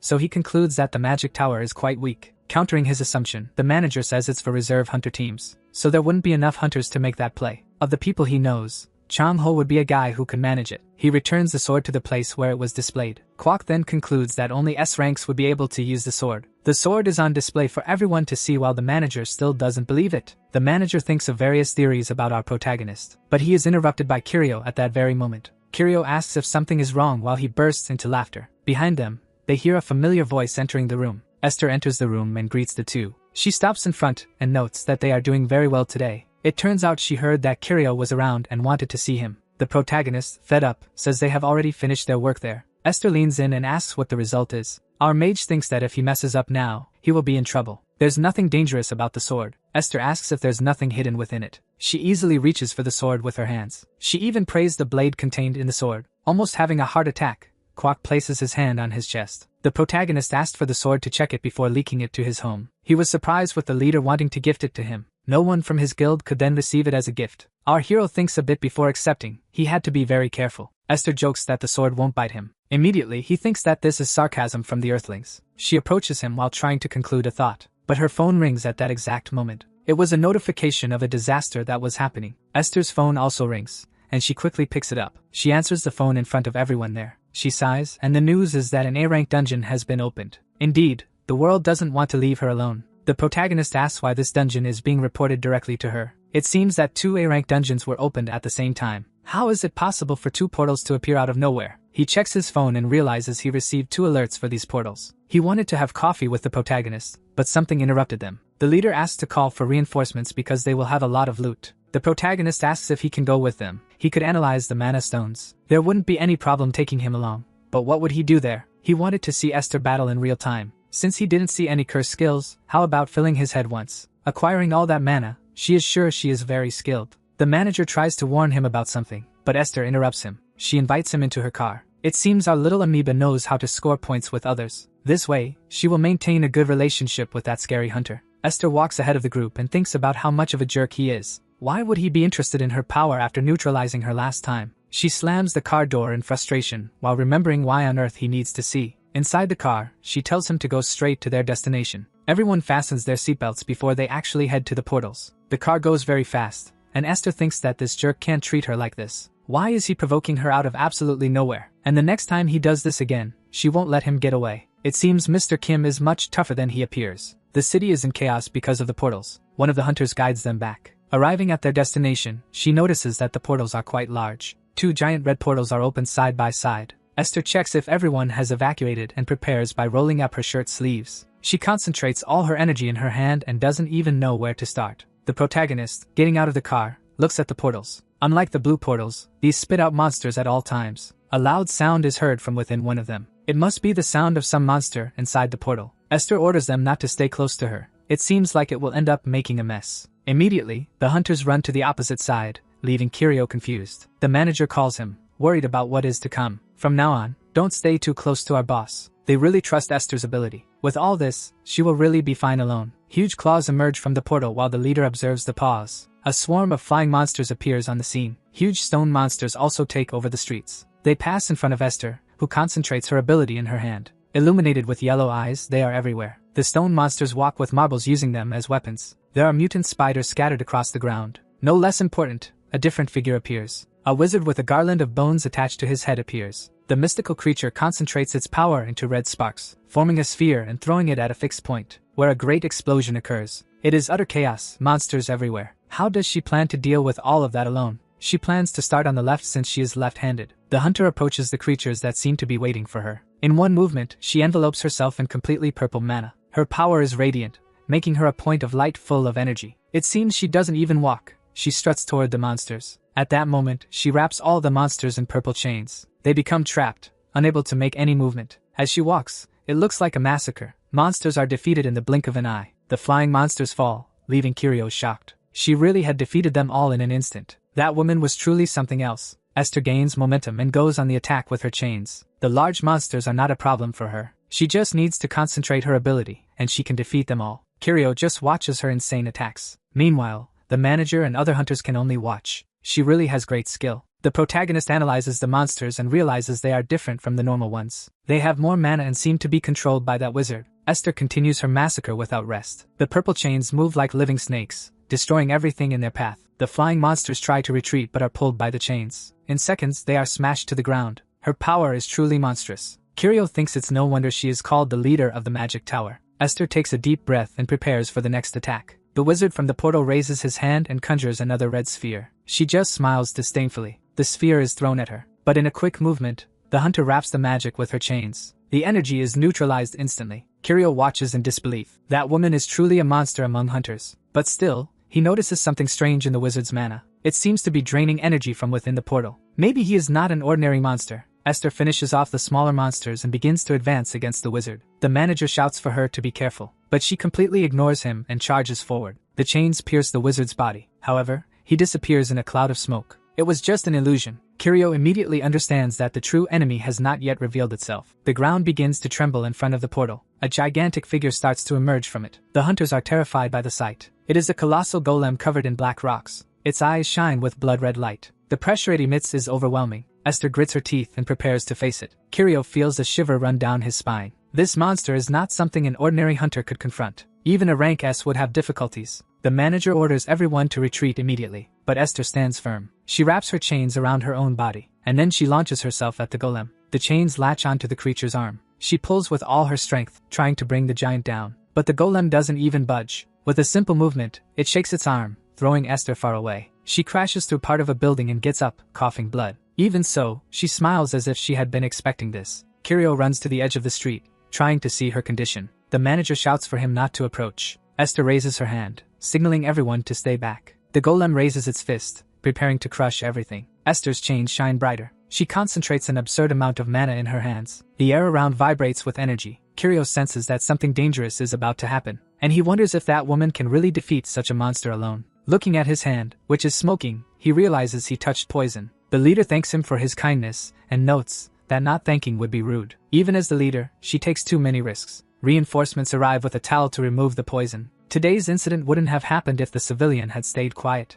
Esther asks the protagonist what he would have done in that situation if the civilian had been involved. Being so calm, he would have handled it well at that moment. He asks the question and continues cleaning the sleeves of his shirt. Then the protagonist reveals that he has been in a similar situation once. In that situation, he cancelled his spell, but everything nearby exploded, and because of that, the civilian's arm exploded. Esther, shocked by his response, indignantly asks how that happened. The protagonist adds that nothing is more precious than life. As he finished his sermon, he had a last-minute emergency. Our hero, sweating profusely, apologizes and runs down the street. Meanwhile, Esther wonders if he is feeling a bit unwell. Kiryu's words echoed in Esther's mind. The emergency for our protagonist is that he has no tolerance for poison. In a ruin, Esther is sharing her thoughts. At first, she thought Kim was a jerk, but after talking to him, he wasn't as bad as she thought. While talking about the protagonist, she plays with some chains. Generally, those with great abilities have difficult personalities to deal with, but Kiryu seems sensible and very polite. If he is not a villain, why does the great Esther have to bother him? Esther, emerging from the portal, grabs the chains that lead to two chained guys. She has to manually register the bodies, and there is no area inside the portal. When they are going to launch a camera that works in there, she wants to finish this quickly, so she takes a photo. At the moment of the photo, she effortlessly lifts the two bodies. She recalled Kiryu's advice that someone like her should be at the top. Her fellow hunter suddenly falls silent. Esther wonders how she can bring him to her side. The hunter says it seems she has a crush on him. The leader emphasizes that she managed to analyze the cursed sword. If the guy were by her side, nothing would be a match for her. But it seems it will still be a long story. She wishes he were a game character to level up her affection. She always makes this kind of comparison since she used to play a lot. For now, she doesn't play anymore because she is too busy. It's quite pathetic not to have anyone behind bars after the incident. She wishes that those who prey on the weak would perish. With the advancement of technology, life has become harder for criminals. But one day, something called a portal appeared in the world, and everything changed. The power that came with monsters from another world also arrived. It challenged the science and comfort that humans had built over generations. Since then, criminals have been the hardest to deal with. There weren't many awakened individuals in law enforcement to capture criminals, nor did they have means to punish these criminals. The government decided to take measures behind the scenes. They hired S-level awakened individuals to secretly deal with these individuals. Esther was resting in her office after dealing with criminals that week. At that moment, her assistant appears, asking if she has finished the report. There were some missing pieces of information in that report. It didn't matter how tired she was. She couldn't let public opinion get worse, even if she said that about her people. She takes her work very seriously, being extremely honest. Esther asks if there's anything else she can contribute, and she has some fresh news. The leader asks to see this news, which is brief. On the tablet, we see an article written about an invisible man. Could he be another type of awakened criminal? Kiryu is listening to the news while eating his ramen. He gets some information about the invisible man. The news presents an expert to discuss this case. In answering the questions, the expert believes it is a very meticulous man. He also believes that an analytical hunter will be needed to handle the situation. At that moment, the protagonist pauses the news report. He feels satisfied with the food he has eaten. He checks Yoon's message, which is almost here but very late. The moment he helped analyze the sword was well compensated, so he decided to buy something with that money. Yoon arrives, tears in his eyes, apologizing for the delay. The protagonist asks if they are far from their destination. He looks directly at the hunter's market. They walk together until they reach their destination, which was just across the street. Our little amoeba was kidnapped and went through a tough time. He realized he needed tools to level up. Yun says that the protagonist is the first person who doesn't know where the market is, but our mage thinks that the previous owner of the body also didn't go there. Somehow, he feels that with each passing day, he gets closer. Yun sees a lemonade stand and asks his older brother to wait. While waiting, he notices something but has to get closer to confirm. A sign states that only those with a hunter's license can enter. Yun returns with the lemonades in hand. It seems that weapons are sold on the second floor, which he desperately needs. The first floor is only for products made from loot. On the upper floor, there are many stunning shelves. Our little amoeba is shocked by so many cool things. His mage soul screams inside. If he could, he would buy everything. But since he is short on money, he focuses only on what he needs. He looks in the display and sees an ice bomb that freezes nearby. That would be something useful to take with him. Kiryu drinks his lemonade when he sees the price. He spits everything out, as just one item costs an arm and a leg. He looks at a sword that is also expensive. Then he is shocked by another item and its price. He was surrounded by expensive things from side to side. Noticing that Kiryu was about to leave, He asks if he wants to go to the VIP room. Not knowing there was a VIP room, Yun follows. But at that moment, the invisible man manages to steal one of the items. In the VIP room, our protagonist spots something. He sees a potion that fully restores mana. But he turns his back and leaves because he thinks it's too expensive as well. He likes everything he sees but has no money to buy anything. He sits on the couch, relaxing a bit from his frustrating shopping experience. Yun asks if he wants something to eat. The protagonist grumbles, asking him to sit still and be quiet. When the money fell into the account, he felt rich but didn't know everything was expensive. Yun says that his friend has very high standards for things. The list only looked at expensive things, and even those weren't good enough. Everything that captivates the protagonist is expensive, especially since he is the mage. At that moment, we see a transparent shadow passing through the merchandise. Confused, he rubs his eyes and realizes he saw a blurred figure of a man. He realizes it was the awakened one who appeared on the news that morning. He asks what he would be doing with all those items in that bag. Our protagonist asks Yun if he saw the news about the invisible guy. Yun said he heard that he has a strange but talented ability. Only the protagonist can see the invisible man. Kiryu asks if it would be more appropriate for Yun to capture him. Then he gives instructions on how to catch him, recalling the game Pokemon. Yun was very confused by the steps, but his older brother told him to stay where he was and attack with a charge. At that moment, the awakened one's ability was deactivated, causing him to fall backward. When attacking the opponent, he falls brutally to the ground. Yun realizes something really touched his arms and sees all the stolen objects on the ground. The invisible man's nose was covered in a lot of tomato juice. In front of the people, he asks who he was. Before he could answer, our protagonist shouts that there is a thief there. He yelled to call all the market security immediately. It seems that our protagonist really hasn't had a day of rest. One of the guards restrains the thief on the ground. Still in the market, Yun says that the protagonist is incredible. Yun, amazed, continues talking with his older brother. A question arises. How did he manage to get past the detectors? The protagonist assumes he must have entered through the window. He asks his friend if he wants to go out for a snack and that he will pay. It seems that shopping will have to wait for another day, but something catches his attention. There is a mirror that reflects the spell back at the sorcerer. Our hero looks at the mirror as if he wants to lick it. He shouts to pack that one for him. Yun asks if he came to buy just that. With a makeover, this mirror will have an incredible ability. In a secluded place, there is a man watching the news. The news reports that the invisible man has been caught.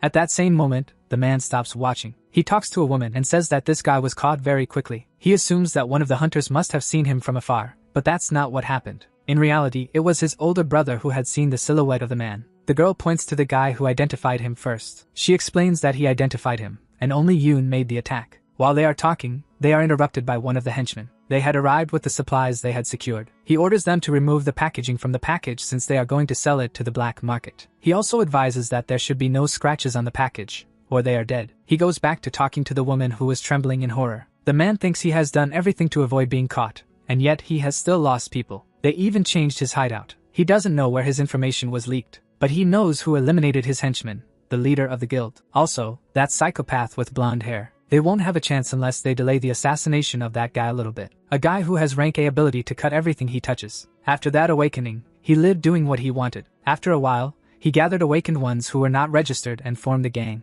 John did everything, even murder, in his gang. But his plans started to go wrong. The guild leader began to close in. The criminal talks to his associate, saying he doesn't understand about the invisible man. Could it be that his supplier had trolled them? In the previous test, they couldn't even sense his presence. He even robbed other busy places because he was caught there. It's so ridiculous. It's really hard to understand the circumstances. The criminal looks at his phone and shares that the blonde guy found him right away. Maybe he is useless, but if they research enough, they might find something. The next day at the criminal's hideout, after pulling his file, he is surprised by everything he got himself into, especially at such a low level. The criminal's concern is to know if he is working along the same lines as him. They are determined to find this guy and his profile. He wants to make sure he will keep his mouth shut. Then the girl starts to say that she remembers his name. It seems she heard it some time ago. The impatient man begins to press for the information. He orders her to stop being frustrating and just give the information. One of the traffickers who had done business with him was keeping an eye on someone else. This hunter was the last one who kidnapped. His name was Kim Kiryu. According to rumors, it wasn't Chan Ho who killed everyone,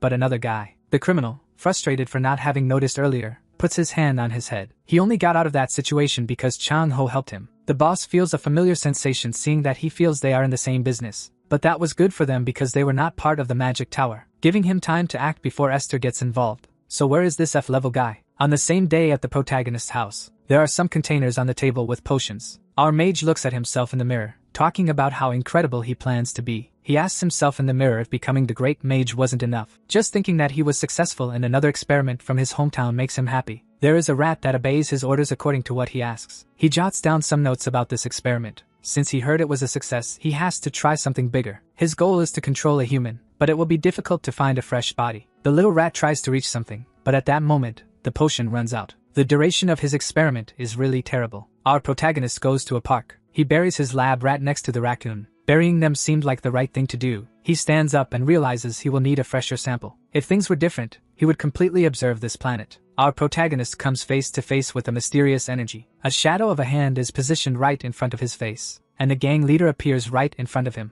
Kiryu is confused by the image of the man. Our protagonist asks what the hell he is doing, so he can really see him even while being invisible. The mysterious man snaps his fingers and returns to his normal appearance. The mobster asks if he has plans for today. He stands completely still in front of the protagonist. For a moment, I wondered if he had seen him somewhere to know his name. Our protagonist says he is going to the mountain. The guy accompanies him and asks if he was the first to complete the maze challenge. He also mentions that he heard rumors that he and Esther are very close. For a moment, he thinks about where those rumors came from. Excited, the guy asks if he is already part of a guild, but Kiryu denies it. From the very first moment, his questions are completely strange. With a psychopathic look, the man asks why he answers everything without reacting. Where did this guy come from? Not a hint of fear about the situation, he surprises him. The strange man compliments him, saying that he is well trained, and he prepares to ask his last question. How does he manage to see the invisibility skills? He remains interested and asks if it is an item or something similar. The protagonist wonders how he is going to get out of this now. The two stare at each other for a moment.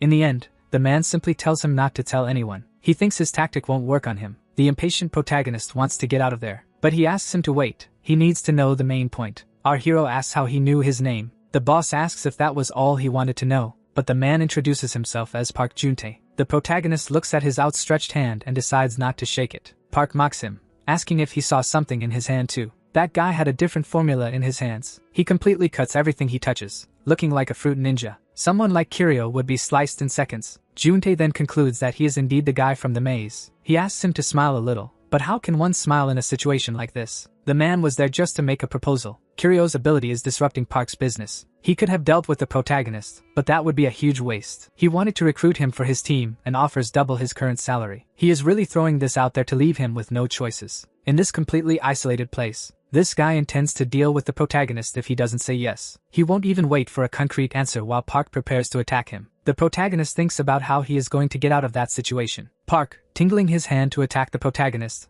waits for a response. With sweat on his face, the protagonist asks him if he will close the deal for double. He is impressed that he wants to switch sides now. He doesn't need to worry. He won't fall into a trap with this. He made a good choice and is sure he will like the job. They should discuss the details more on their way out. Indeed, both of them had many questions for each other. At that moment, Kiryu thought if he runs, he gets caught, and if he stays, he gets eaten. He decides to slap his hand, showing that he doesn't want to follow him. He looks at him disappointed, but for his own good, there's no escaping. He smashed all the cameras he had in that place. At that moment, Park realizes something about the protagonist. The protagonist didn't want to be part of his team, leaving him with only one option. Kiryu asks if he was going to finish him off there, putting his hand in his pocket. Applying the mana amplifier into his veins, Park would have no choice since no one in the group could brainwash him. Kiryu's eyes light up with a blue glow. A gentle breeze begins to form nearby. Tree leaves are swept away, and Park is startled by such movement. Suddenly, the sound of crows cawing echoes. They appear from the sky, descending right near both of them.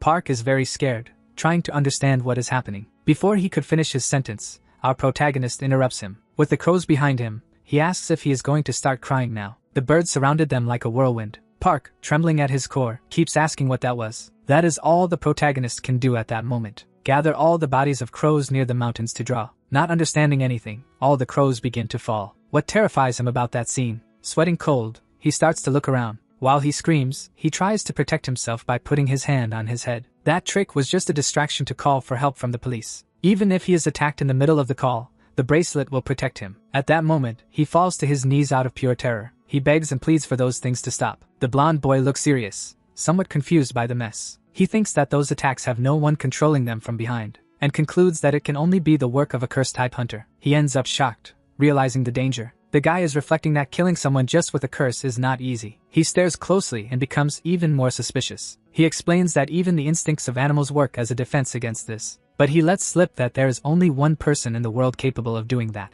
and the stylish redhead appears in the midst of the swarm of crows. He is in shock for having managed to exterminate that bunch of birds all at once. The blonde simply calls the police in the middle of the chaos, as if nothing were happening. The other one is like, "Dude, who is this weirdo?" He thinks. Does this guy not even realize the monster in front of him? Meanwhile, the guy on the ground is already preparing a golden attack in his hand. But the blonde says, "Don't move," and points the gun, and they end up staring at each other in a Wild West atmosphere. The guy on the ground is already freaking out, thinking, "Crap, this blonde is way too dangerous." He arms himself with purple energy, ready to attack from hiding, but he decides that the best thing is to get out of there as soon as possible. The blonde remains calm on his phone, coordinating the location to pick him up. Out of nowhere, there's an explosion of energy that almost engulfs everything. The villain's eyes widen in panic, and the blonde realizes that things are getting serious. In the same dark setting, Kiryu finds himself. He thinks that for now, he has managed to handle the situation. At that very moment, he hears a voice. Two characters wonder what happened there, while our protagonist sees a very familiar person. It was the hunter Wu Yun in the middle of the crowd.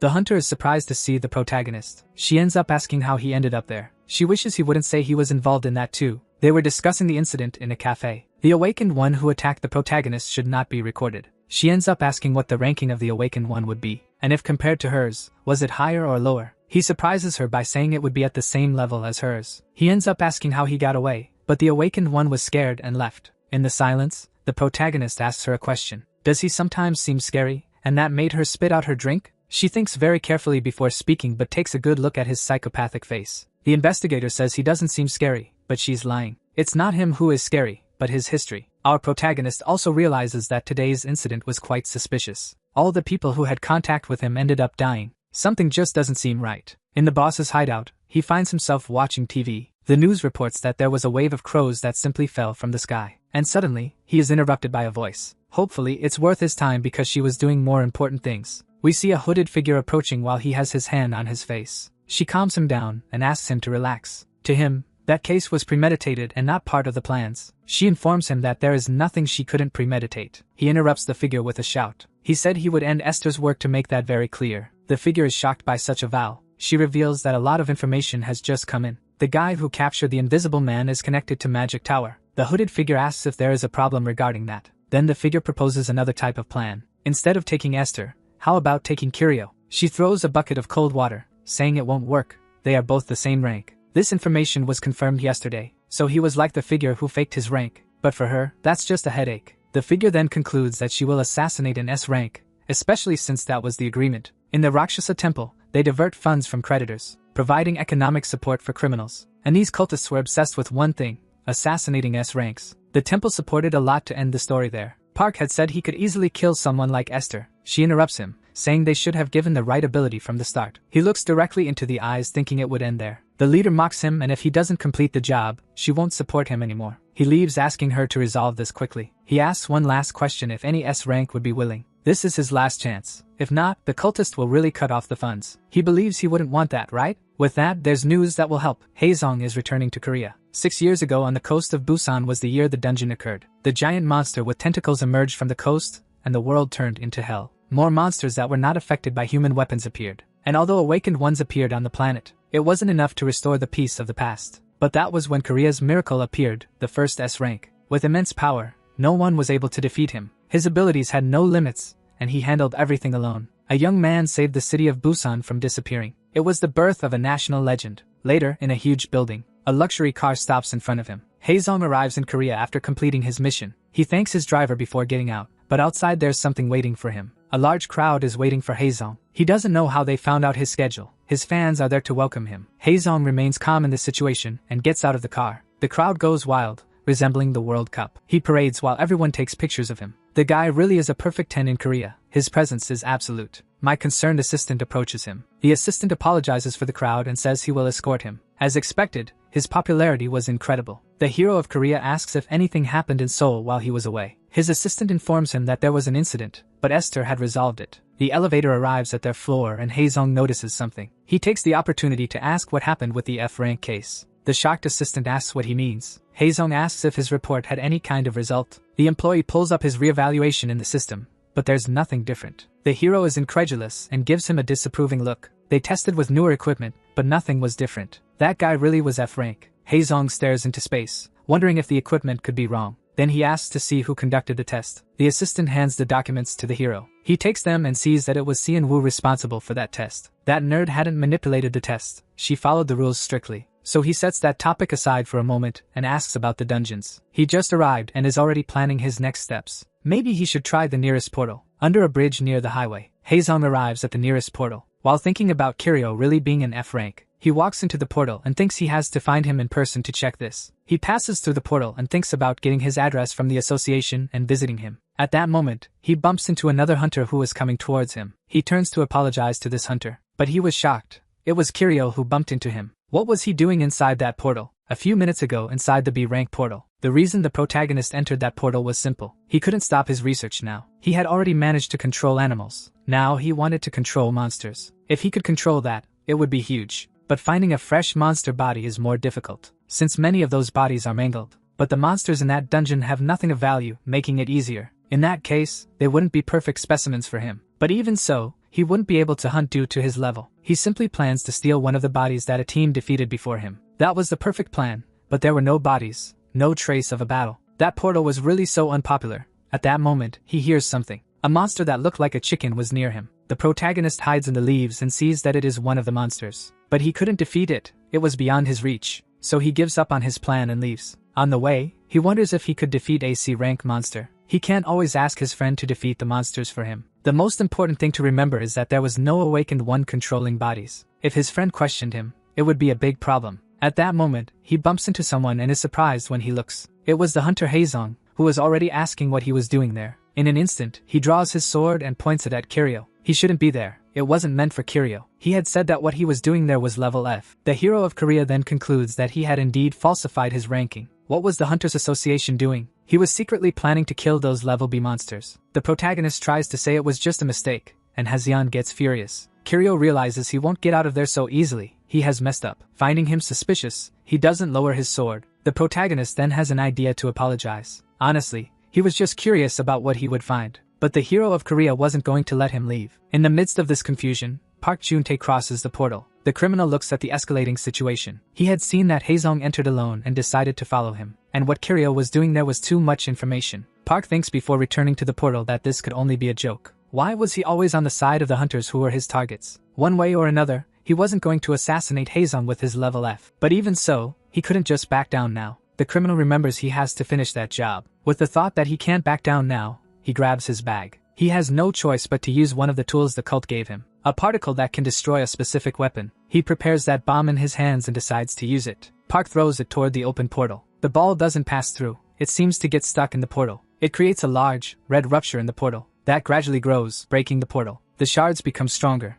and Park gets scared. The portal begins to collapse, creating a huge wind. Pieces of the portal fly everywhere. The portal was completely destroyed by a bomb. On the other side of the portal, Kiryu realizes the exit has vanished. Haezong looks and asks him to stop joking and if this is something the protagonist was doing. As our protagonist was doing that, he was being held the whole time. The portal was shut down in the blink of an eye. How could that have happened? Then the protagonist wonders how that occurred. Two ways it happens. If the monsters hit a certain population or the boss is killed. But neither of those options happened there. At that moment, they hear a very loud noise. Monsters are running toward them while the hunters try to understand what creature is there. The two hunters look ahead. Our protagonist tries to understand what they are seeing. Suddenly a herd of monsters arrives. But those monsters were different. They seemed not to be from that dungeon. They were minotaurs, the bosses of the labyrinth, unlike anything they had seen before. The hero of Korea is shocked. How could they be bosses? How could there be so many bosses like that? It seems that a new boss was created in that portal. Since no one had defeated the boss before, the portal created other types of bosses. The protagonist seems not to understand the situation, but they are in deep trouble. At that moment, the hero says he can't fight. But the hero of Korea says he has no intention of protecting him. That man who called himself a hunter couldn't protect himself. How could that level S hunter ask him to survive in this chaos?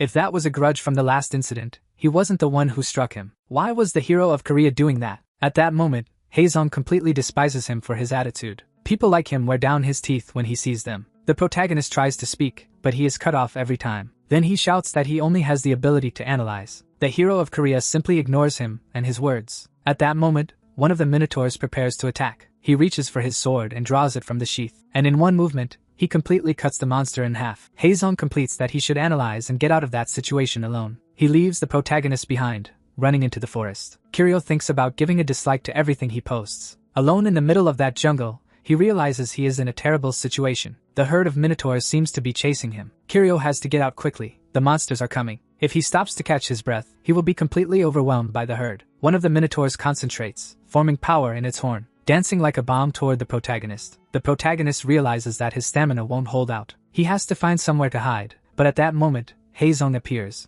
cutting one of the minotaurs completely in half. He starts defeating all the minotaurs that were there. With his power, he is able to burn the monsters and the forest. Not stopping there, he tears apart all the monsters in the herd. But even after defeating everything, the portal back home still hasn't appeared. Suddenly, one of the minotaurs punches the protagonist from behind. He realizes he is in the eye of the storm and needs to stay close to the hero from Korea. The minotaur prepares by drawing a pentagram to cast a spell. The ability was indeed stone thorns. The protagonist realizes that if he gets hit, he will be killed. So he runs in great fear of losing his life, screaming. The hero from Korea prepares to defeat this minotaur. As the protagonist runs towards him, a rain of stones forms on the ground. In a cut, the hero from Korea blocks the spell, leaving a burned trail on the ground. After the battle, he wonders if everything is clear. At that moment, he hears a noise of pain behind him. The hero from Korea looks back and realizes he has hurt the protagonist. Haezong shouts to see if the protagonist is okay. He notices that the arm is completely burned. The hero tries to find a healing potion, and blames himself for his ability. Shocked, he begins to apologize to the protagonist. He asks if he is conscious, if he is present. Trembling on the ground,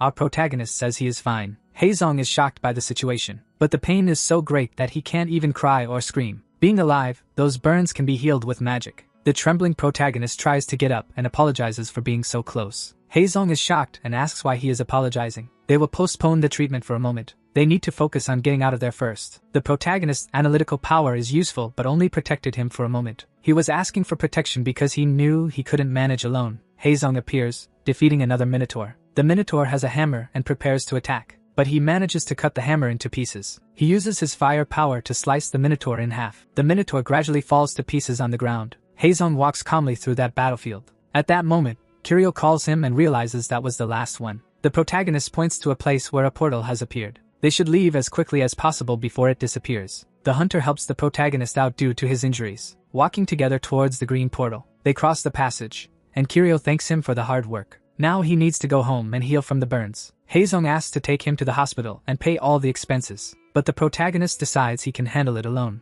All this time, he was really someone without powers. He thought he was some lazy hunter pretending to be F rank. What should he do with that horrible feeling? A few days later at the Hunters Association, the assistant serves coffee to the hero from Korea. He shouldn't worry, he had already been through a lot this week. The assistant notices Haezong's worried face. He asks if there is another problem. He didn't seem well. Haezong says that inside the portal, an F rank was hurt by his power. The assistant asks if he supported the expenses. He let the protagonist go because he refused his help at that moment, and he didn't ask for anything more to be rewarded. But they can't let this happen. They try to get in touch. It might create rumors, although Haezong thinks otherwise. That wasn't just his problem, but that incident could ruin his career. If it were another hunter, it would be fine. But if the hero from Korea were involved in this scandal, the public would be anxious. The assistant concludes by saying he will take care of the procedure. They really can't have any problems. In the protagonist's apartment on a sunny day, Kiryu was conducting more crazy experiments at his home. For that day's experiment, he wanted to see if he could have pain tolerance. Eliminating that feeling could cause problems. So he would just nullify the pain up to a certain point, getting close to what it was before. He didn't want to feel the agony of being burned again. And he didn't need that kind of information either. At that moment, the protagonist feels a rumble behind him. A red flash hits his eyes, illuminating everything. The walls cracked, and his instruments broke. Kiryu feels the ground shaking and doesn't understand what's going on. He puts his hand on the walls to stabilize himself. A voice made the protagonist worried. It was for everyone to evacuate. The protagonist jumps to the other side of the room. What could be causing all that chaos? Kiryu looks up and sees the sky covered by a red portal. The buildings near his had been taken away. The protagonist looks anxiously at the situation. There are flying monsters passing through the portal. Quickly, the protagonist grabs his items and evacuates from his apartment. Kiryu tries to call Yun but realizes his phone isn't working. In that moment, he sees someone else also trying to get a signal. At that moment, he hears someone shouting to run. It was flying monsters chasing a crowd. One of them grabs a citizen with its tentacles, lifting him up while screaming for help. The other creatures also begin to capture everyone who was there, flying in the sky with these people while the protagonist escapes. But he doesn't know where to go. He looks at the subway station and wonders if he should go there. As he approaches, some agents tell him not to take another step. It seems that he wouldn't be able to enter there at all. The crowd could trample him before the monsters get him. Our protagonist realizes that he will have to escape in his own way. Looking to the side,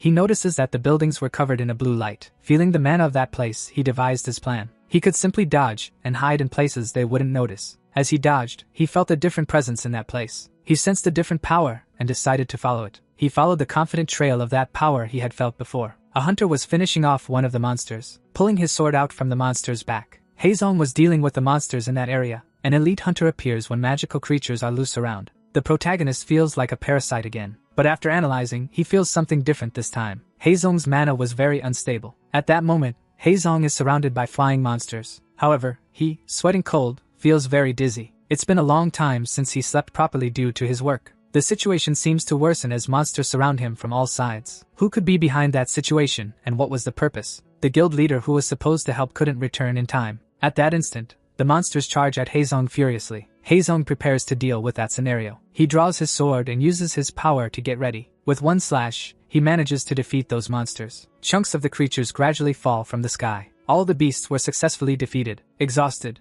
Haezong puts away his sword after the intense fight. He reaches into his pocket to grab a potion to recover from fatigue. At that moment, he realizes he is running low. Before he can drink it, he hears someone calling for help. A survivor crawls from under the rubble of a building. Haezong tells him not to move and that he will help him get out, removing the debris from on top of the victim. The citizen can't move, so he leans on Haezong. Supported by his shoulder, Haezong takes him to a base. However, he is surprised by the intention of that guy. The man grabs his neck in a chokehold. Worried, Haezong tries to understand what is happening. At that moment, the guy shows that he is wearing explosives. The hero of Korea's eyes widen as he realizes he is a suicide bomber. The place is engulfed in a bright flash followed by a loud explosion. The protagonist, who is watching, tries to shield his eyes from the impact. As the explosion passes, he shivers and realizes something horrible has happened. Haezong is on the ground, trembling in shock. He has several injuries, but the main one is on his chest. He tries to get up anyway while lamenting that he let his guard down. He wonders if it was a terrorist attack targeting him all along. He also questions if the recent incidents were orchestrated to drain his powers. Haezong pulls out the healing potion intending to drink it. But at that instant, he loses his strength and falls to the ground. Completely injured, he looks at the horizon. In front of him, Kiryu appears running towards him, calling out to him. When he arrives, he realizes that those injuries are no joke. Fortunately, the Archmage brought a healing potion in his bag. Jong is still unconscious, lying on the ground. The protagonist takes the potion from the bag, wondering what he would do without the great Archmage. Disoriented, he wakes up with the protagonist calling him. He opens his eyes wide as if his consciousness is returning. Kiryu asks if he can move. Haezong sits up to get a broader view of the situation. What was he doing there? The protagonist retorts that he was looking for shelter and found him. Kiryu advises him to change clothes while helping him. Haezong grabs the towel and brings it towards the body but notices something. The wound had disappeared. He asked if he had used some kind of potion on him. Curious, Haezong asks what potion it was that healed that wound so quickly. At that moment, he offers to pay for it, but Kiryu doesn't know what the price was. He had received it as a gift, so he didn't know how much it cost. The hero of Korea puts on another shirt, and at that moment, they hear something. The communication radio transmits that help is needed elsewhere. He grabs the radio intending to respond to the call. He answers and says he will head to the location, leaving Kiryu shocked. The guy literally came back from the dead and is already clocking in to go back to work. Kiryu warns that he cannot do that, and where he would be. He would have to rest because of his lungs and the explosion. The protagonist tries to advise him about his lungs, but Haezong is stubborn. Haezong says he would have no other option in that matter. Using his abilities, he could still become unable to use them. He grabs his sword, saying he would accept the risk. The Archmage thinks about how frustrating he is as a man. The hero of Korea notices that while they are talking, people are dying. There would be no time, and he had to act quickly, but Kiryu interrupted him. Haezong would not be to blame for what was happening. It would be someone else's problem. He was not the only hunter in the city to stretch himself thin. He could let another hunter take care of it and go rest. Haezong says he will rest after finishing that job. He asks Kiryu to step aside because he wanted to pass. The protagonist refuses, and he would not leave there. The hero of Korea feels grateful for the help, but his attitude was interfering. Kiryu realizes that he is not listening to anything he says. That seemed excessive. Was he acting that way because of the association? He had seen many capable people being exploited. Haezong bumps into his shoulders, saying he would not have time for that. Kiryu turns to warn him about something.